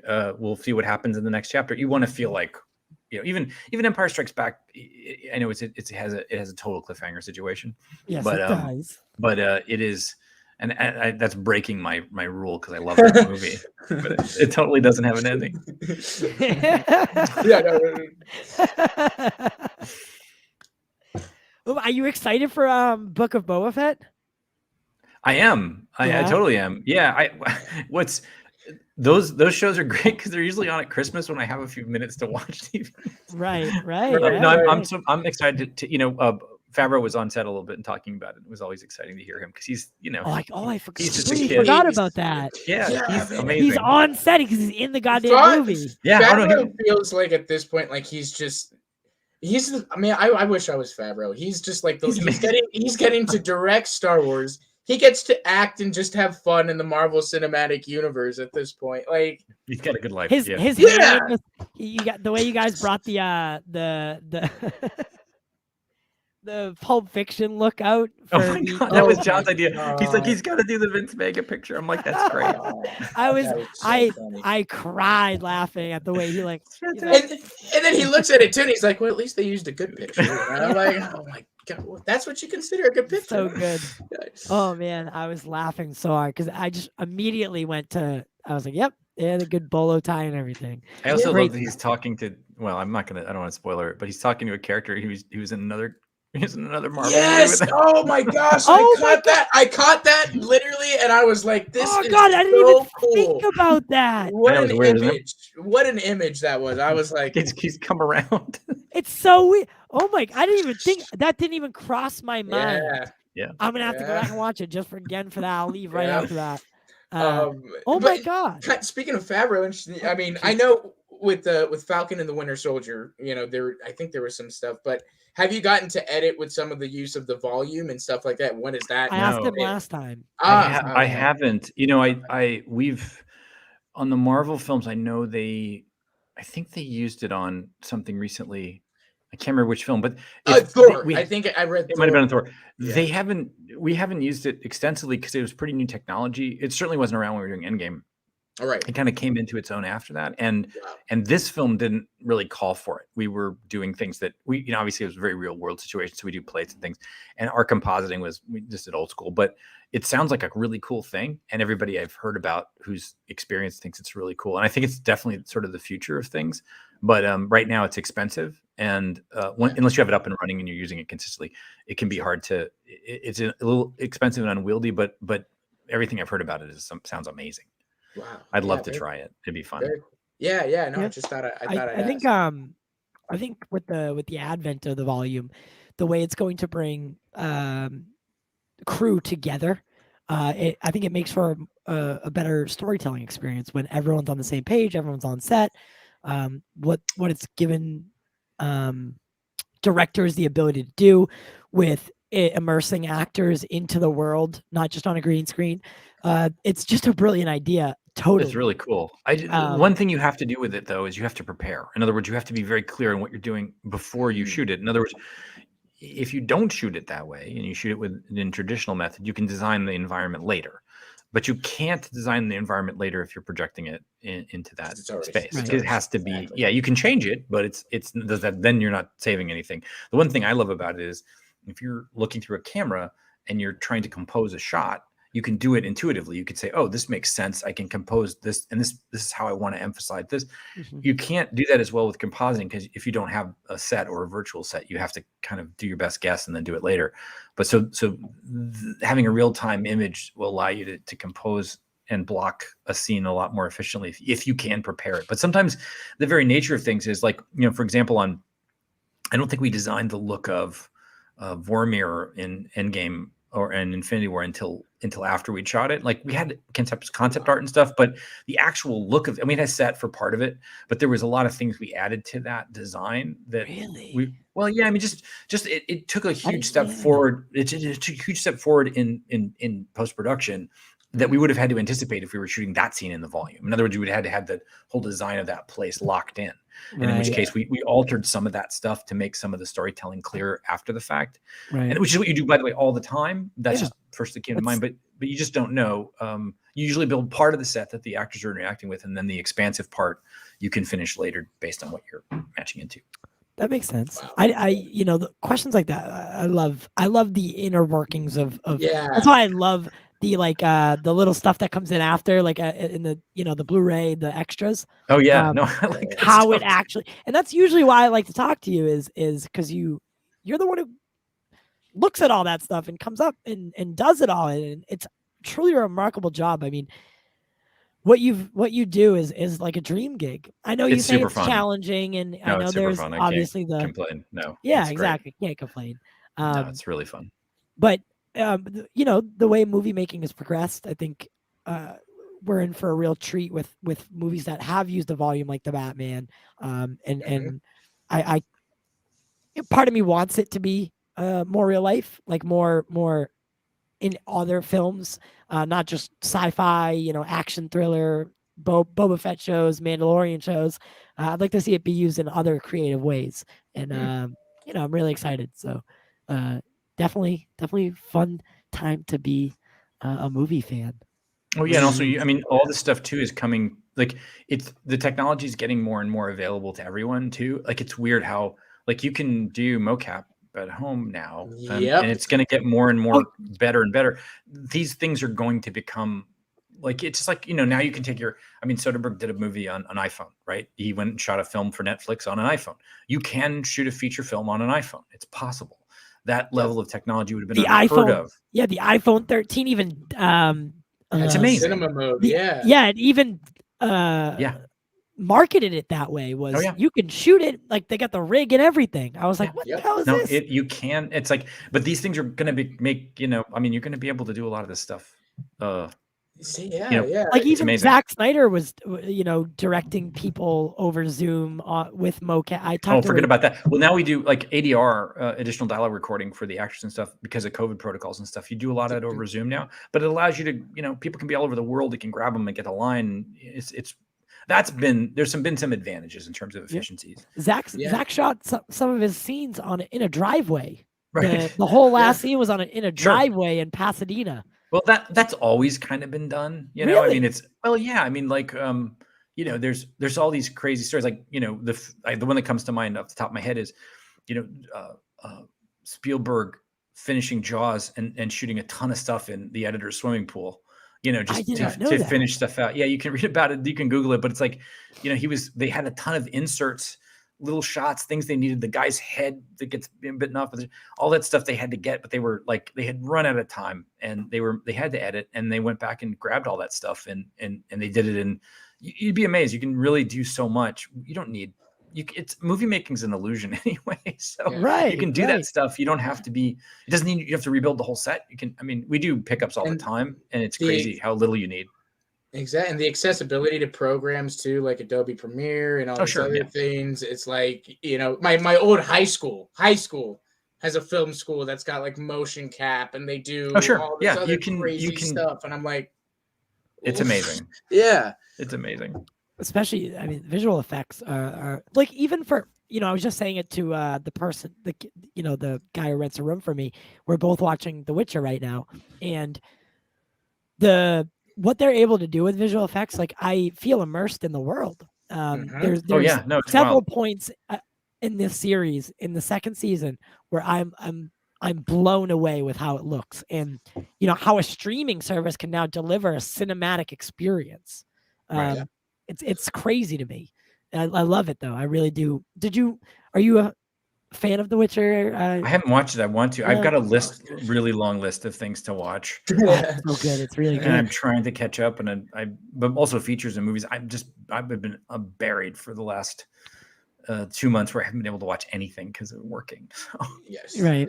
I couldn't imagine because it's kind of like a chef doesn't want to come home and cook. Well, not when you get home at midnight. There's not much to cook. Right. No, Yeah. Exactly. Well, there was the point of it was like someone who cooks all day at work. No, exactly doesn't wanna right. come- No, right. but it literally. I mean, like even if I did want to, it's like there's just not enough hours in the day because Oh my the God. push on the end of these is very hard. So I I do have see- one. Oh, go ahead. I've seen a couple questions I did want to get answered. Yeah, you can bring Carlos's up. So Carlos is a great one of my favorite viewers. So he says he has a good question to ask. What is your most ragtag shot you edited that ended up being done so well that you couldn't tell it was made with a box of scraps? That's a good question, Carlos. I like that one. Wow, that is a really interesting question. Yeah. Take it off. That is a really interesting question. Did you? Yeah, because we talked about doing really kind of out there, obscure kind of shots. Have you ever experienced something like that? It turned into magic. Boy, that is really wild. I don't. I'll tell you the one that comes to mind is we shot all this stuff. I don't know if you guys remember Iron Man 3, but there's this whole sequence with Ben Kingsley. I thought of Iron Man 3. Well, Ben Kingsley plays the Mandarin initially, and you find out, spoiler, he's not. He's Trevor. He's an actor. Right. And he used to he recorded all these videos, right, where he was threatening people. He was sort of like a Osama bin Laden type guy, and he would send these videos to the president and stuff, and put them on TV. And they were they were supposed to be these scary, almost like something that you'd get from a terrorist organization. Terrorist, like I have your hostage. I want to kill him if you don't pay me. Exactly. Whatever. And we cut them together and we try to make them look like they were scary and stuff. And it all it never felt quite what they needed to be. They felt like movie scenes, right? They didn't feel like they were gritty or anything. Right. So one day we thought, you know what we're going to do? We're going to just project the scene on the screen and we're going to film them like this with an iPhone and just grab bits of it and just let it look like it was made on an iPhone on somebody's, that none of it felt really finished and it was almost not framed just right. And some of it had glitches and distortions. And that ended up being what we used in the film. And it turned them into, because it felt real and legitimate and immediate, it felt threatening because it felt real. It didn't feel like it was prepared and designed. So that was one example where it was we had stuff that wasn't quite working. And by just doing this crazy thing that you think in your brain, you think that makes it less good. It actually made it more real and real. Yeah. So that's especially for what the scene called for was to be a little bit less professional, not professional, but what I'm talking about. Yeah, not feeling like it was prepared, that feeling like it was something out of the world, right? Exactly. And then the rest of the movie was shot beautifully and you knew it was the narrative, but these were supposed to be found objects that were on TV and stuff that weren't part of they were supposed to be these things that interceded with it. So anyway, that was one example that came to mind. I'm trying to think of another one, but I still claim Iron Man 3 is one of my favorite Christmas movies. So I love it. I really love that movie. Did you know that Robert Downey Jr. broke his leg in that? Broke his ankle, Broke his ankle in filming Iron Man 3, which caused delays. Oh, the shot is still in the movie, but by the way, where he broke his ankle. I think I remember hearing about the delays. That he was injured on set. They have to do all that, and wow. Yeah, I think it was you, Jeffrey, who told the story, right? About how they had to deliver the visual effects. We had to stop down while he was recovering. We did visual effects while he was recovering, and then we went back and shot some more with him. But that was a crazy. That made us really late in delivery on that one because we had to finish shooting way later than we normally would. But it all worked out. I like that movie a lot. I like every once in a while it'll be on or something and I'll watch a little bit of it. I know that movie has it divides people. It does. It's okay to say. But I'm a big fan of Shane Black. I'm a big fan of I just love his work and I love what he did with. I mean, I know it's definitely different than the other two, but it's probably actually my favorite over. Oh, that's really nice. Thank you. I do really love that movie. I take a lot of hate for it. I think the Iron Man trilogy, because I can't just look at Iron Man 3. I have to look at the whole trilogy as one. And I think that's the beautiful thing is Iron Man 3 may have, it may have not been received as good, but overall the trilogy is a success. Yeah, they're very different movies, but it's okay. Exactly, and I just love what it does in completing, his story in that, it separates him from the arc reactor and all of that, and I loved it. I loved it. But I know I had another question. I was waiting for you to just ask. I'm giving you an end. Okay. Oh yeah. Obviously, a lot of with technology going on today, there's a lot of stuff with the de-aging. Right. Oh yeah, that's a good. Yeah, that's good. That. What's it like working with that? You have obviously what you guys are doing using all this other technology, and then you have people out there doing like deep fakes and all this other crazy stuff. Kind of you're saying like anybody can do it. Kind of what do you find the difference in how you do it in these deep fakes and kind of doing it with Marvel and all of that stuff? Well, we've done that. I've done that on a few shows. I mean, it seems like it's become more of a thing, but like the hardest ones were like making Chris Evans look skinny in First Avenger. That was a lot of. I mean, because it's like changing the whole body. Those are extreme ones that take a lot of work. And then there's stuff like Downey Jr. in Civil War, man. That was amazing. That's the best one I've ever seen. Yeah, I've never seen anything that good. That's crazy good. I don't know how they did that. That was nuts. I mean, obviously, even in Endgame, they had to make him skinnier. Yeah, right? we did. We did when he was after he was after he got off the spaceship. But the one we did some in No Way Home, but they were not as difficult because it wasn't as extreme. Just on the guys. But it's good if you want to try to to do that. But it's gotten easier. It's not super complicated. But the thing that's made it easier is tracking software that allows you to do work on a face that's moving. So that as that gets improved, it gets easier. They don't have to have any like dots on their face. No, right? Wow. It's different than that. Yeah, they don't do that anymore because it's easier to just adjust after the fact because they can track against points on their face. Yeah, and you only really do it on shots where it's critical. Like you're doing everything, but there's been some amazing ones. I think I think Peggy Carter and Winter Soldier was pretty amazing too. That was aging the other way. Yeah, that was the other opposite way. Yeah. Another standout one for me was Kurt Russell in Guardians 2. Yeah, that was amazing. I was just gonna bring up Ant-Man and Michael Douglas. Yeah, Michael Douglas. Exactly. Now that I think of it, Marvel has made a career off of doing. It's crazy. Yeah, and there's a company called Lola that does a lot of it. There's different companies that have different techniques. They approach it slightly differently, but it's become really popular. And Scorsese used it in Irishman, and it's become now something that everybody has in the bag. But yeah, Marvel pushed boundaries on that one early on, and I do think it was that Skinny Steve stuff that was the beginning of it, because that was really heavy body manipulation, face manipulation on an actor who did not look anything like that. Yeah, at the time that was incredible. The opposite. Amazing. Yeah. The way that these actors get in shape for these roles is, I mean, it's unreal. It's so unreal. They have a huge commitment. Huge. Chris Hemsworth, the way he looks in these movies, it's just like you could actually pull off being a god, honestly. Yeah. In my eyes, genetics help.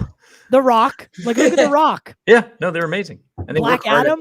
They work hard at it too. They really do. I mean, it's not just you're talking hours and hours a day for a year to keep that up. It's not something that just happens. Again, back to it's a collaborative process. Everyone, gets into that mindset. It's like it's time to work. And these Marvel contracts for the actors, at least, they could be 6-7 movies long, and you're expected to work, most of the year. It's a very big commitment, and these films have done really well over the course of many years now. Is it weird to look back on and see like how far this thing has come? Oh my God, I can't believe it. Well, I mean, obviously I'm along for the ride, and there's the Kevin Lou and Victoria were the ones who really have like flown the plane, right? But I can't. I mean, it's amazing to me, and I'm so lucky to have gotten involved with them, and I'm happy to. It does, I'm always glad that we work really hard on these things because they do really mean a lot to a lot of people, and they last. And so when you're making them, you don't want to take it lightly. It's like, this thing's going to be around for a while, and a lot of people are going to, this. I always think of it this way: it's like this movie's going to be somebody's favorite movie, so I've got do a good job Wow. because I know that when I was a kid and I saw Superman, Richard Donner's Superman in 1978, it was like, that is my favorite movie when I was a kid. Mhm. And it was really well made, and it was respect for the characters. And it had an authenticity in it. And that director made a movie that he felt, strongly about. And it wasn't like, just here's some stuff for you to buy. It felt like a real, it was an expression of what he wanted that character to be. And so I want to make sure that we work as hard as we can on these things, just to make sure that because it's important to a lot of people. I think a lot of people, right? So a lot of kids. My brother, kids and anybody. Yeah, Even me, man. Marvel's my favorite, or Spider-Man's my favorite Marvel character. And I walked out of that movie just the amount of respect that you treated the character with, and just I by far and away the best Spider-Man movie ever made, for sure. Well, thank you. I think it's my new favorite Spider-Man. But I mean, look, these are movies get people through tough times in their life. They mean a lot to people. People Absolutely. take a lot out of them. You don't want to take them lightly. They're important. Yeah. And like I was saying, so my brother, he looks at the Marvel movies as you, Jeff, would look at Star Wars. Like you created this saga that Thanos is Darth Vader and so on and so forth, where you guys created this ultimate villain who we've been waiting for 10 years. Right. And not a lot of movies can accomplish something like that, where we're waiting and waiting and waiting, but we're entertained for the ride getting there. And I think thank you. That's a big honor. Yeah, and I'm excited to see where you guys go. I know Kang the Conqueror has been in talks. And Kang is such an interesting villain. Do you know? Do you know Kang and what could potentially be done? There's so many avenues you could go down. It's all theoretical, but I have no idea. No, Kang. I think you'd have a lot of fun working on Kang because Kang is so interesting. I to be perfectly honest, I know a little bit about some things and nothing about others. Right now what I do too is, like, I'm going to take a break and then see what the next thing is. I'm not sure, and go back in. But in the meantime, I kind of just tend to be like, I'll catch up, but it evolves so quickly day to day that if you're not sticking with it, it's just your brain can spin. So it's better to go back and check in a few months and see where things are headed. But I have no idea what's next. I just know that I know that the Doctor Strange sequel is going to be crazy. Yeah. And I know that I'm really looking forward to the Thor film, which comes out in July, which also looks amazing. And we'll see what happens from there. Yeah. I love how we're telling stories, more cosmic stories. Even with the Eternals wasn't received like super well. I enjoyed it for what it was. I think, the direction of the Marvel universe it's got to keep evolving. It can't just stay one thing forever. It does. And the tones need to change. Like, that film has a different tone. And I think it's important for things to be like, for them to stretch. And if they don't, you just can't keep making the same thing. Yeah. And you just, it does require a lot of different approaches. Yeah. And what, Marvel hired Chloe Zhao before she was an Academy Award winner. I think a lot of people mixed that up. They did. She was on that film for a while. Yeah, she totally proved herself with Nomadland. And, with Eternals, it was a whole different ball game. It was a complete different, genre swap for her. And I think what she did with the film was really beautiful. Visually, it was amazing, like immaculate. And that's what really sticks out with Marvel films is the way that you guys are changing, like the way CGI looks, the way VFX are in general. We're amassed into these worlds, and it's super fun and it's super engaging, and I just can't say enough about it. Thank you. It's been such a fun ride, and I can't believe I'm 30 now, and we're still on the same roller coaster. Yeah.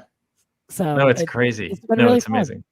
Do you have any ambitions? Like, would you ever like to, direct a film?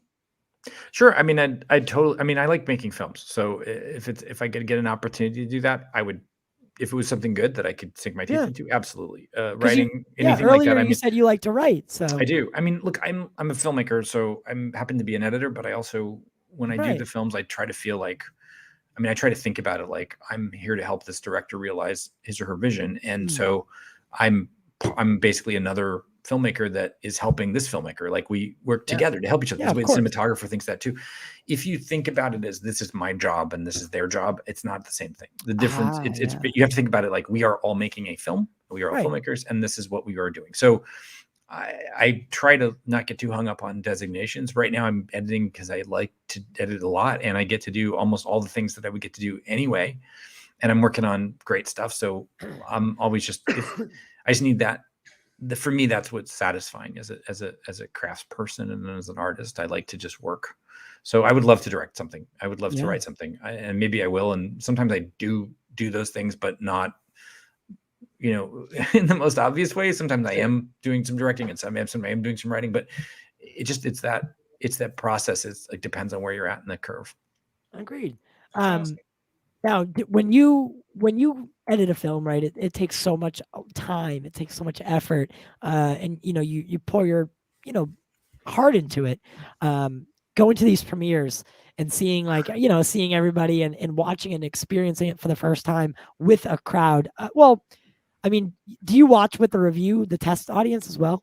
Yeah, I sit in with the test audiences. Yeah, but that's like 100, 150 people max. Right. The premiere was the first time we'd screened it for a real audience, and so it was out of control. Like it was the reaction was insane, and you can't get that with a preview audience. You're just never going to. It's just not the same kind of scale. And also, they're seeing an unfinished film, so it's not complete. It doesn't have the score usually. It doesn't have the same impact that it's going to have when it's all mixed and then the visuals are finished and it has all those things. Right. So when you looked around and you're seeing like these reactions to what's happening, is it a reassuring feeling if to say it's a the relief. least, to say the least? It's a relief, but also we were not prepared for the level to which people responded to this movie. I can tell you that for a fact. We knew it was going to be good. We loved the movie and felt strongly about it, but this is not what we expected, and it's a beautiful thing. But at the premiere, we were like, okay, well, this is a big deal, because these are people that some of these people knew what was going to happen in the movie, and they still were like locked in. Blown so it was away, it was a fun. I mean, I've had a great time screening this movie. It's been amazing. Our producer asked the question. So, what were your stylistic influences for No Way Home? Oh, I mean, like from an editing standpoint. From an editing standpoint, yes. Definitely a little Goodfellas, a little Scorsese for the opening sequence with the kind of crazy aggressive montage cutting, and there's some cool whip pans and things that we did that definitely come from Scorsese, and people like Paul Thomas Anderson use them. So some of that was an influence, I think. Certainly I'm definitely always influenced by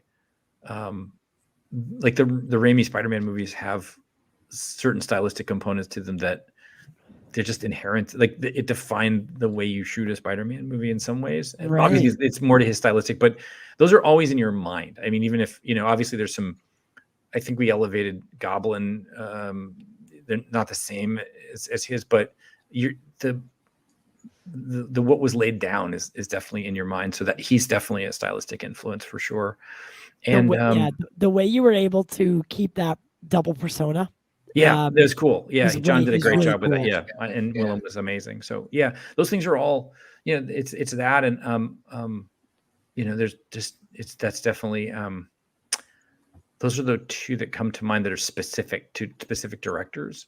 Right.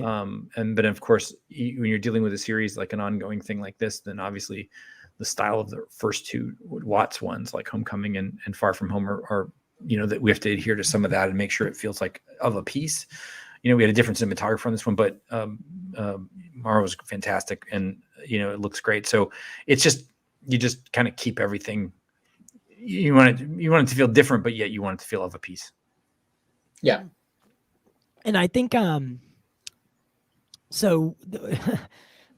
Tone, like I said, I think I said it to you before we started, but really what captured me was like because you did have a lot of characters and a lot of people, but you spent enough time on each of them, not in a way like Justice League does, where you needed 4 hours. You did it in a tasteful way where it was you kind of relied on the other films to introduce them. but you still spent just enough time Right, but you still introducing them. It's hard to explain, but you guys did that very well. Oh, well, where thanks. it didn't feel forced, and Yeah. it didn't, because some of the characters did explain like why I'm here. Right. Right. I got taken right from this point, right? Well, Right. yeah, I mean, part of that's the story too, in that them putting it together in the same room is what allows them to put it together. Like that conversation is exposition, but it's also the story. The story is, why are you here? Why am I? Wait a minute. If you're here, then this means this, and they Right. extrapolate what the consequences are. So I think like part of that is the reason it doesn't feel like you're not going, okay, I got it. I know what's happened. Like, because it's not. It's like this is it's like when the detective puts the pieces together and then comes to the conclusion. So that's part of the trick too, is keeping the exhibition as part of the story and the narrative. Yeah, and then dealing with the multiverse and all that, it's such a, and like you said, they do it in such a way, it's the line that comes to mind for me is, Doctor Strange looks at Doc Ock. He goes, is there a Peter Parker, the Spider-Man in your universe? Yes. Is this him? No. Bam, it's perfect, simplistic, but that, I love things like that you guys did. Was that, I know you kind of mentioned it, that you had someone from the test screening that hadn't seen any of them, that was kind of on purpose to see, but was that kind of a major worry, throughout the editing process and stuff? Are people going to, just not being confused about the spell, the dynamics of the spell, the rules of the spell. Those were things that we worked on a lot, just to make sure that they were clear, but not like stupid. Because sometimes when things get really clear, they're like, it's like, okay, well, I don't buy it. It has to have, we didn't want to change the rules that we set down writing the movie. We wanted to just make sure the audience was clear on them, as opposed to like changing the rules to make it so that they understood it. Because the plan was there. We just wanted to make sure that that was not getting confusing. And also, there is a story point that, if people know who he is, that's what brings them in. And so we wanted to make that clear, because at the end they use that to solve the problem. So again, it's simply, and it's important that they understand that, discover it, and then can use it later, and it not get too corrupted or confused with too much detail. But at the same time, it needs to be complex. So yeah, that was 100% of our chase was, and also being clear on character motivations. Why is Peter doing this at this point? Why does he choose to do this? Why does he choose to oppose Strange? And what is driving that? And how did it come from, May sort of imparts this to him, and then he sort of internalizes it and then realizes how he must use it. That's an important part of his story. So it's not just exposition. It's not just making it work mechanically. It's character. So yeah. Exactly. I think one issue that I don't know if it's an issue, but a lot of people bring up the fact that Uncle Ben wasn't used and at all in this trilogy. Was there ever any thought of maybe, I don't even know if it would do it justice with a passing moment between Aunt May and Spider-Man, just talking or reminiscing about Uncle Ben? Like, was that ever going to come by? I can't really answer that question. I'm not really privy to that stuff. I mean, I'll tell you one thing that I saw on the internet a couple days ago. It was a picture it was a still from My Cousin Vinny, and it said below, "Until anybody proves otherwise, Joe Pesci's Uncle Ben." It was him. Yeah. That's the funniest thing. That would be great. It was great. I don't know about that stuff. I mean, it's just it's a thing, I guess. Not that I know of. Yeah, this is because in reality, the only time we have heard about Uncle Ben was in What If, when and it was a kind of a moment, and I think a lot of people did want to see it in live action and have them at least address it, right? Address that there was, and that's kind of where this whole that's open storytelling for the future. I'm sure. Yeah, that's part of the fun of this is like, okay, we never got to that corner. Yeah. What's in there? And it doesn't have to be what you expect it to be. It can be something, totally new. How do you see the narrative with Peter, being forgotten impacting the MCU in the next couple of movies? I have no idea how that's going to handle. I mean, again, it's like you paint yourself into a corner, and then getting out might be one of the most fun things. Right. I mean, you did set that, right? So that's something that does impact the larger universe. Sure. No, that has to be honored going forward. Like no question. No, it has to be dealt with going forward. You can't just ignore it. But how you do that, it's sort of like, Well, it's like the blip with at the Yeah, in yeah. Endgame that has Yeah. become a narrative engine for a lot of things, and it's created a lot of interesting stories that have evolved out of that consequence. So that's an opportunity, and Right. Yes. who knows how that will shake out? I don't know. It's for the next story, but there's another story waiting to be told with him. Right. And it can be connective or it might not be. Who knows? You just don't know how they're going to go forward. And also other things will happen before that movie is written to Right. the next thing, whatever the next Spider-Man Project. If you yeah, want to call it well, that. yeah, or if he, like, again, these characters don't have to always just appear in their own films. They could show up somewhere Right. else if that's what they want to do. There's a million ways to go about it. It's part of the it's the embarrassment of riches, but also it's a plus and a minus. Yeah, It's like, as we go back to, yeah. but who knows? So, but right now it's open story. We could do anything. Right. And I think you know what I really love about like even the Disney Plus series is they've been exploring either the blip moment Right. or the Avengers Things that happened in the past. Yeah. the 2012 battle specifically Right. has been shown two or three times now, I think, Yeah. in Disney Plus series. So being able to go back and recreate those moments and bring the emotional attachment that we had to it back, like even in the Hawkeye, where Kate is now watching a moment that we watched maybe as a Well, yeah, it's point of view shift, and you get like you can take it in a totally different way. It's a fun. It's definitely a cool thing that you can only do with a story this expansive. Yeah, I just again, it's come down to Marvel being able to tell these great stories with these great characters and such a rich, diverse source material. So it's been really fun to watch, and I really do. I really, really, really appreciate what you guys do, and Thank I you. do appreciate you for even coming on here and talking about it with us. No, it's fun to talk to you guys. Yeah. No, I had a good time last time too. So it's always a blast to talk to you guys. Yeah, and like I said, what I love most about you is that you're a fan first, because I think a lot of us question even what's going on with Warner Brothers, right? When there's such a high demand for a certain film or a certain continuity to keep going with the Snyder stuff, right? Like people are outcrying, we want this, but Warner Brothers is like, we can't do it like as of right now. Right. And there's like a discourse. Sure. I mean, but again, we're living in a very strange time when media, internet, social media, and traditional media are all kind of in a stew, and we're in a pandemic, and normal modes of communication have changed. I mean, this is a very, very crazy time, and we just it happened to coincide with this explosion of genre superhero cinema. So you definitely have to, like, it'll shake out and we'll see stuff that again, you'll be like, what the hell is this? You'll get something like, I mean, I'm sure there'll be something that comes along, it'll be like, wow, I did not even expect this, and this is amazing. And there'll be other stuff that's disappointing, but you just don't know until it shows. And also just remember, every movie is the product of a million different things that went into making it. This movie could have ended up being terrible. It's not. Oh, God, imagine. It could have. I mean, it could have. Everything lined up. Yes, if we didn't have Watts, if we didn't have Holland, like there's certain things that made it, like, that were anchor points that you go, okay, this is important. But you never know until a movie all the thing has to come together in a certain way. I liked so Amy Pascal, obviously she's she works with Sony.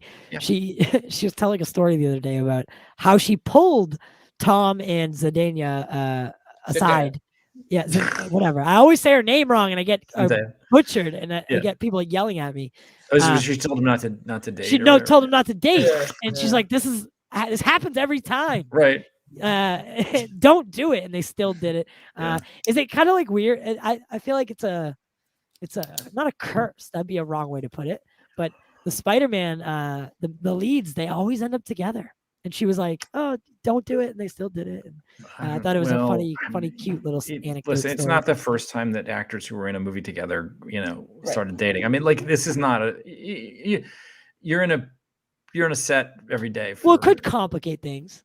Sure. Well, they're both. Here's the thing: those guys are. I mean, they're both really super smart and professional.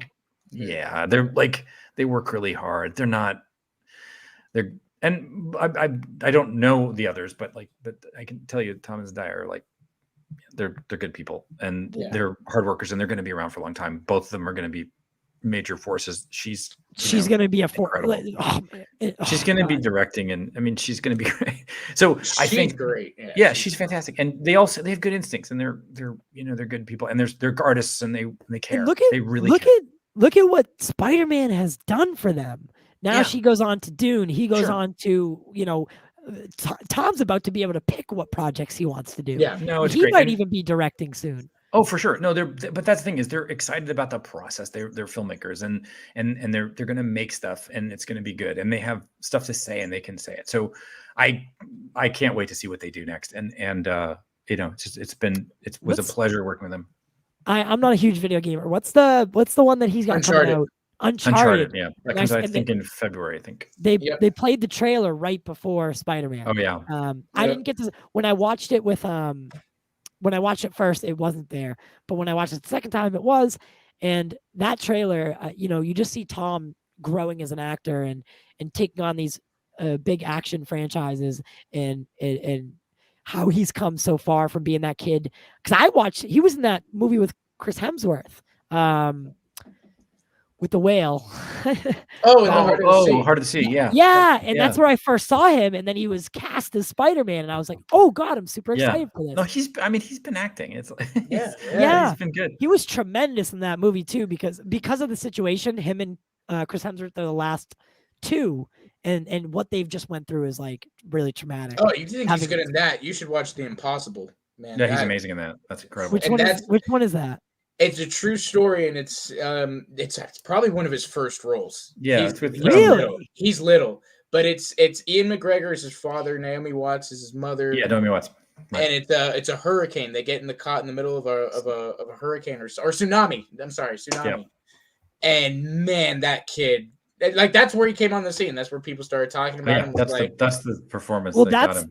That's why I've been, that's why I stay up to date with so I stay up to date with a certain actor because I know he's up and coming, and I know that he's gonna, he's one role away from it, and I've really connected with him, and he's a friend, and I'm excited to see where his career goes. These young guys, they have so much ambition. It's amazing to see. It really is. Like he's going to school. He plays baseball. He acts in these big budget movies, and it's just like, how do you find the time? Really? How do you find the time? Some people can do it. Yeah. So Brandon's a really great kid, and he started off by playing Bruce Wayne, young Bruce Wayne in BVS. And he's now working his way up in that fashion, and cool. He's just a really great kid, and I can't wait to see where he goes. That's awesome. He reminds me of Tom in some ways. So, but I don't want to keep you too long. It is a Monday night, so I literally can't thank you enough for being here. Thank you for having me. It's been fun. Yeah, and the work you did on Spider-Man is truly a testament to what good filmmaking is, and what you do for audiences. It's a team effort, man. That was it was a lot of us. Well, I think the movies for people right now aren't just movies. No, right? They're really important. They're escapism from anxiety, from we've been doing a lot with people that are sick, like my mom who passed away. It's like she found solace in escaping what was happening in real life, and right. You guys tell these stories that allow people to escape, and it's such a beautiful thing, and it's just an honor, really. Well, thank you. It's been an honor to do it. Yeah. So I even get a little choked up thinking about it, just because is what you've given us over the past 20 years, 10 years now, is truly a world to be lost in, and thank you. It's amazing. Thank you. So, I really do wish you a happy holiday. I don't know if you have any projects that are coming out that you want to talk about. I can't, but I will be able to talk about them soon. But no. Okay. But when I can, let's do it again. Yeah. Just where I am. You're always welcome. You could ask me anytime. I got some cool stuff coming up, but I can't talk about it. Well, that's honestly a better answer than here's what I got. No, it's So- and it's not you. You couldn't guess. Okay. Ooh. Ooh. There's a little mystery to it, Nope, just it's enough gonna to be a be total intrigued. surprise. But I'm happy to come back on and talk about it when we get there. Well, you know, we love you here, and you're such a good friend of the show, and I feel honored that I can say that you know, I consider you a friend, and what thanks. you do is I appreciate it. you've been a friend of mine for so long that you didn't even know about it. That's how much I connect with your films. I've even tattooed things on my body because of them. So, Oh my god! Well, thank you. I was talking about a Nice. Captain America show. I'm like, to be fair. I know. Yeah. Actually, you know what? I started a new job. Little funny story. So I started a new job, and he saw my tattoo, and the way he is my trainer, right? So I have a Captain America tattoo. Oh, that's awesome. And he just looks at me, and he's from Brooklyn. So this is what he does, right? He pulls up his sleeve. He has almost an identical tattoo that says "Just a kid from Brooklyn." Oh, And that's I was great. like, Wow. "Oh my So great. god, that is That's so cool. perfect!" That And is we just cool. connected because of Captain America. So There you go. Amazing. amazing. Thank you so much, Jeffrey. Thank you. It was so much fun. All right, guys. All right, man. I had such a fun time. Austin, Yes. you know, you have a new show. If you'd like to promote it a little bit.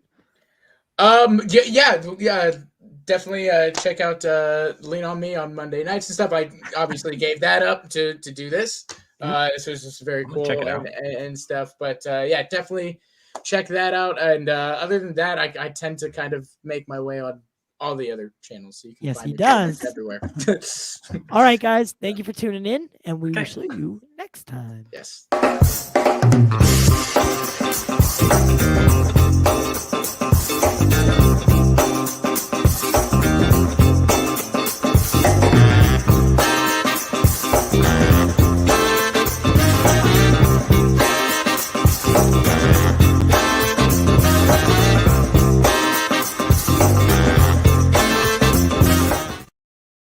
You fucking moron!